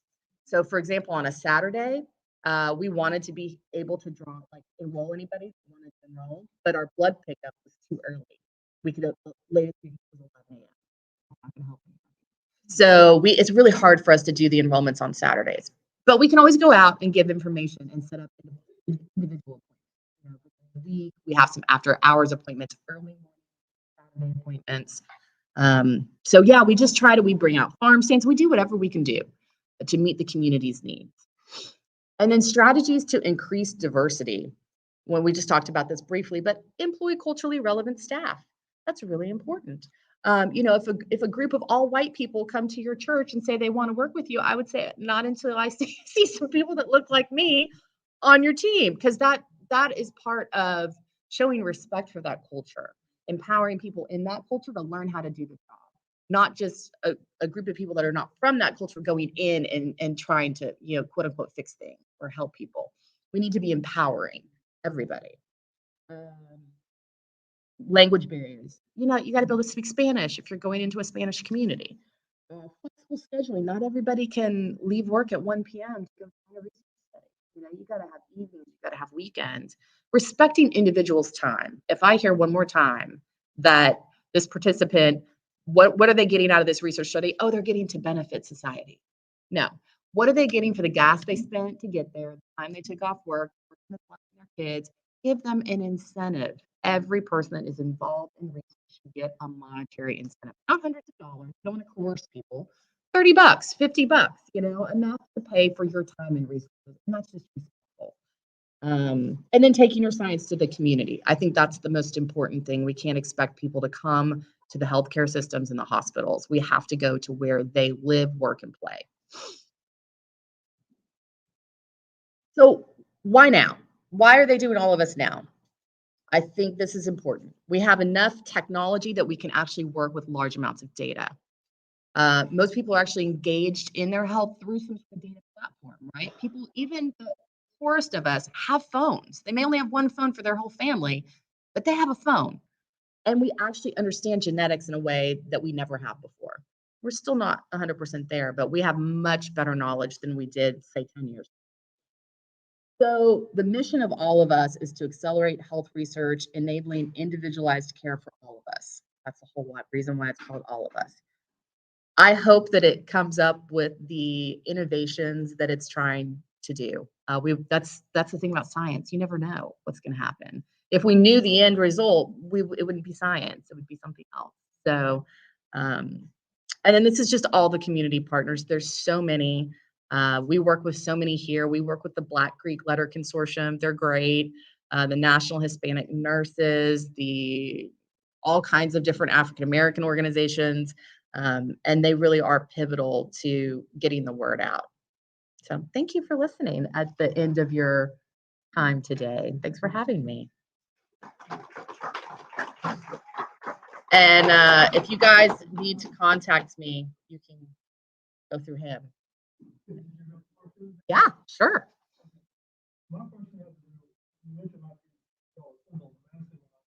Mm-hmm. Mm-hmm. Mm-hmm.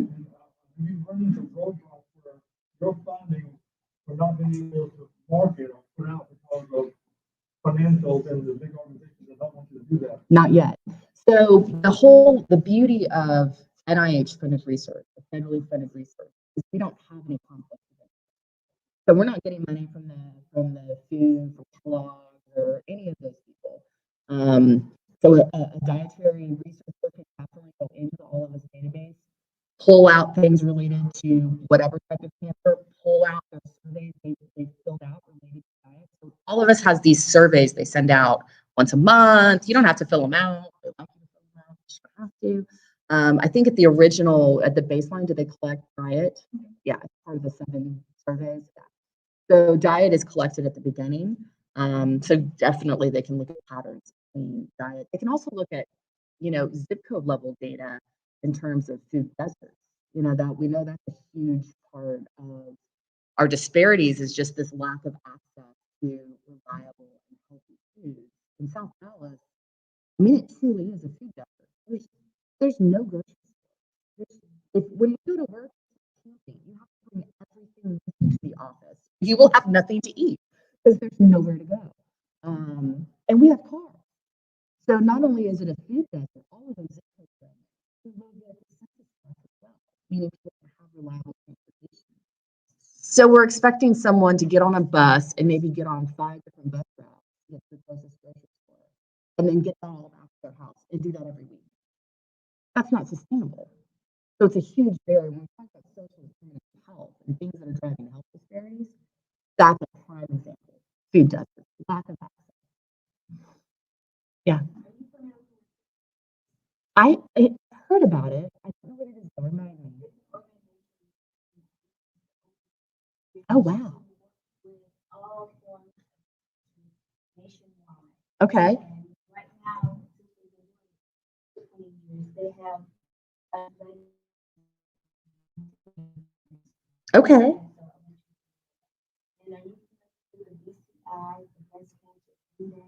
I've heard of that as well. That for those who have breast cancer, who had it, I am a survivor since the day I got it. They are taking the results from 5 years ago when I had bilateral mastectomy, and going to tell me in 2 weeks if I have other cancer genes in my body. This is from the research. It's free. All I have to do was sign a release. Yeah. And in 2 weeks, I will find out with both sides of my family, which I said, told him, both sides of my family have had all types of cancer. With all types of cancer. So that sounds like something that you're doing. There's another test that there's still that probably you and Texas Oncology is where the doctors I see. They're doing another test that sounds like what you're doing. Give her the mic. It's for the people online. Oh. Well, they're doing similar tests, so yes, we are interested. I have people that are interested, including experts that has over 900 women. Okay. Yeah. And they might already be linked to the black clutter condition, or maybe not. I know this one wasn't, but okay. Well, let's perfect. We'd love to talk to you. And breast cancer, I mean, the cancer screening, I'm actually just started talking with a group of Ronan Kelly, who's the head of oncology for Baylor. This is wide. He's working with Exact Sciences. Those are the people that do Cologuard, the colon cancer test that they send to your house. They're trying to develop a cancer screening test that's similar to Cologuard, where you get it at your house. Well, that's if they can get it down to a finger blood. Right now, it's full blood draw. But we're going to be rolling out a research study in Texas. I don't know the exact details because it hasn't all been signed and put together. But the point of the test is to be able to screen for the primary cancers. I know they have a cheek swab currently will test for genetic-based cancers. And then the other one actually tests to see if you have any cancer in your body currently. It's still not great at detecting early stage in some of the cancers. So it's once you get to that mid stage, it's better at predicting it. That's what we call sensitivity. Is the test sensitive enough to pick it up? And then specificity is, let's say it does pick up and says, yes, we see cancer in your blood. Cancer molecules, the metabolites that cancer cells release into your blood. They still can't tell you exactly where it's coming from. So they can say, yeah, you have it, but we don't know where yet. So that's part of the refining of the test they're trying to do. But when they roll this study up, they're thinking about doing a free PET scan to find the tumor in the person. Because I'm worried about our uninsured population. So let's say they participate in the study, they'll get an incentive, they'll do the swab, find out if they'll find out if they have cancer. We'll say, oh, you've got a tumor in your breast. You don't have insurance. So what do we do from there? And I there are ways, Parkland, there are ways, but I not everybody can get treatment once they find out that they have it. Long time to get treatment. There are public safety net hospitals. But yeah, I'm really excited about these cancer tools because when I'm out in South Dallas in our communities, cancer is something everybody talks about. And I don't feel like much has been done. We haven't seen a lot of change in screening. We still see African American women and men showing up with late stage cancer and are more likely to die from it. So we need something that is in these communities and that has a large enough sample of Black and brown people so we know it works for them. So I'm super excited about that study. It's not, the ink has not even been put down yet. So. Mm-hmm. I mean, I'll look it up.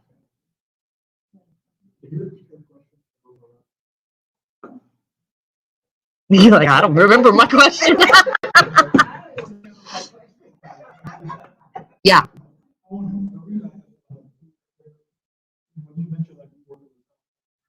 We hear so many voices that usually organic foods and yeah.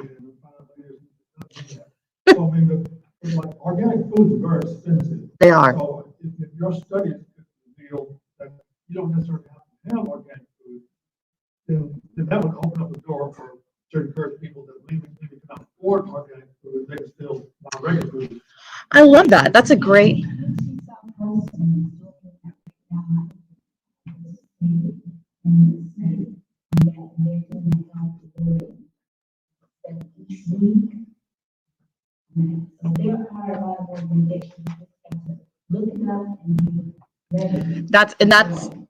And also it's just hard to disseminate the finding, right? So there's all these you brought up a great point, is every week science changes. And it's because what happens is that journalists and science writers, they pick up a study and they report on it, and it ends up in your newspaper. It ends up in a blog. But the science may not be very good. And we should never base our opinions on one study. There should be like 50 studies, 75 studies, lots of studies that are saying the exact same thing. Then it's like, oh, okay, there's something to this. But this one study is just one study. And that sample of people would be very different from you and me. You want to see it happening over and over again in lots of different people. Like that's how we figured out tobacco was really bad. The same thing happening to the same people, different people all over the world. It's, oh, I think this, cancer. So, you know, with the food stuff, you have to take it all with a grain of salt. No pun intended. You know, I mean, you really do. And I think we know fruits and vegetables are good for us, right? Is organic food better for us than non-organic? I don't think there's a definitive answer on that. I've heard things that say that the stuff they spray on the food is at such a small amount that it's not really harmful to humans. It could be maybe harmful to small children or old elderly people that are fragile and their immune systems are not as good. You know, I try to eat organic, but I don't eat everything organic. My kid will eat like containers of strawberries literally in a week. Like if that was organic, I would have been $50. That's crazy. So yeah, I mean, I think the best thing to do if you really want to know the science, go to PubMed. PubMed, PUBMED.gov. And it's a free database, and it has all of the scientific literature, and often there's a full article that you can download that's free to the public. So it's part of something the federal government, the NIH, has been trying to do for the last couple of decades. So instead of, if you see something, let's say you see something, it's like, oh, peas are found to do XYZ. They usually will have a link to a study. Read the science. Go to PubMed and type in, you know, organic vegetables cancer, and you'll probably get hundreds of studies. And you might even see something called a review article or a meta-analysis, where they take all the studies and they put it into one study, so it's easier to read. You may not understand it all, but the discussion section, read the discussion section. That'll tell you what their primary findings were in fairly late language. Read it. The methods might, a lot of the times the methods are over my head. But the discussion sections are good. And it's free and open to the public. Yeah. Yeah.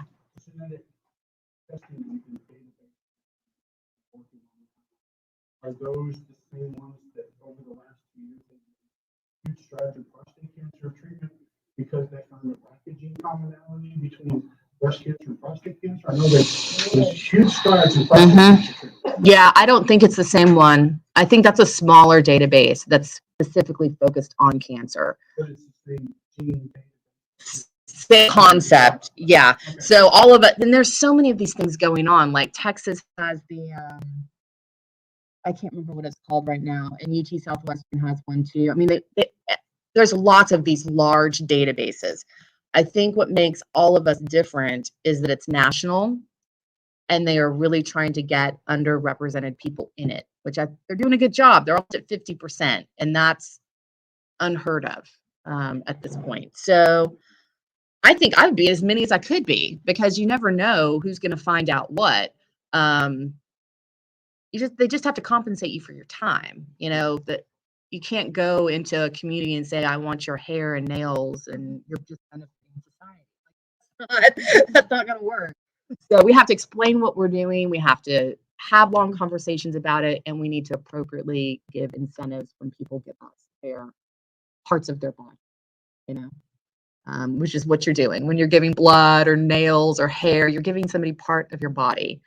And you definitely could be advancing science in so many different ways. But, you know, that's a serious thing that you need to fully understand what it is you're signing up for, what they're going to do with that data, and make sure it's legitimate.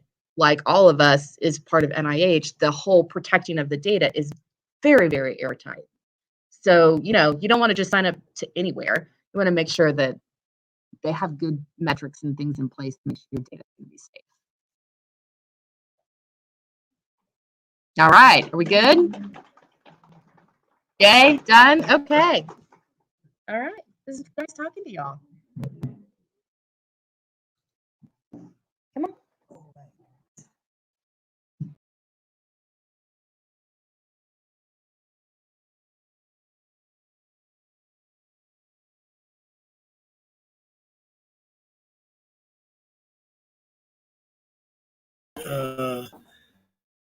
So thank you so very much, Doctor. We appreciate you taking your time out to come and be with us on this Saturday. It's been a wonderful experience, man. Thank everyone that sat through it from 10 o'clock this morning until now. It's almost 2 o'clock. I'm appreciative to all of you all that stuck it out with me. Our virtual audience, thank you so much, Brother Turner from Phi Beta Sigma Fraternity Incorporated at our headquarters. Thank you, sir, again for joining us, and all of our virtual speakers in different parts of the country that came to be a part of this. And again, let me just say thank you to a few people, and then we're out of here. So to my pastor and my first lady, thank you all for being here. Thank you all for always supporting everything that myself and Lady Shay does, either in physical presence or in prayer. They actually broke up their holiday, Valentine's Day weekend, to come and be with us today. So thank you so much. We appreciate you all. And then my oldest daughter is here. That's my best friend, my partner, my ride or die. Dr. Kim Dalcor is in the house. And to all of my fraternity brothers, all of the organizations that came out, UT Southwestern, Dr. Hanan, Tamara Dickinson, every speaker that appeared virtually. I appreciate you all so very much. Zero, the end of prostate cancer. I'm looking forward to a long and lengthy relationship with all of these organizations as we move forward. And, God has just really opened up some big doors for a guy with little feet. So I'm just going to have to try to walk in them. All right. To all my fraternity brothers from Omicron Sigma, Phi Beta Sigma Fraternity Incorporated, thank you all so much. Brother Jackson, I'm getting there. And Brother Jackson, our technical guy, who's been working side by side with me for the last month. And he said, hey, don't worry about it, brother. I got you. And he has kept his word. He's responded to every email. He's even reached out on my behalf to other people that's been here. So thank Brother Chase Jackson. And then my friend and frat brother Arthur Blackwell met us here at 8 o'clock this morning to help, right? And then from Theta Mu, right? Theta Mu Sigma. So this is a conglomeration of fraternities and sororities, Zeta Phi Beta, all my sisters that were here, and then Theta Mu, which is Theta Mu Sigma. Let me get it right. Tucker Media. Brother Tucker, man, I don't even have the words. He had chapter meeting today, and I was like, oh my God, I'm not gonna have anybody capture the memories outside of my son. And then he texted me back and said, don't worry about it, brother, I got you. So thank you, man, so much. If you ever need a photographic work, reach out to Tucker Media. They do websites, graphic designs, and so forth and so on. And last but not least, thank my wife, Lady Shay, right, who has walked by my side through all of this prostate stuff. And even when it was tough for her, and I know it was tough for her because I'm not a real good patient, but even when it was tough for her, when I got sick, she was there for me and made sure everything was well. And I forgot about these guys that were here too. Our chapter president, President Frankie Lloyd, Omicron Sigma, our former social action director, Brother Ira Hughes, and my good buddy, my talk-to friend, Brother Rob Guy. Thank you, sir, for your support. And with that, everyone, we're at the 2:00 hour. Thank you all in the virtual audience. Thank you all so much for joining. I know my sister is watching, Elaine down in New Orleans. Thank you all for being a part of this virtual experience. And listen, continue to pray for us and continue to pray for the We Can Win Foundation. And trust me, this is not the last you'll see of us. We'll be back next year. Until then, God bless you and God keep you is our prayer.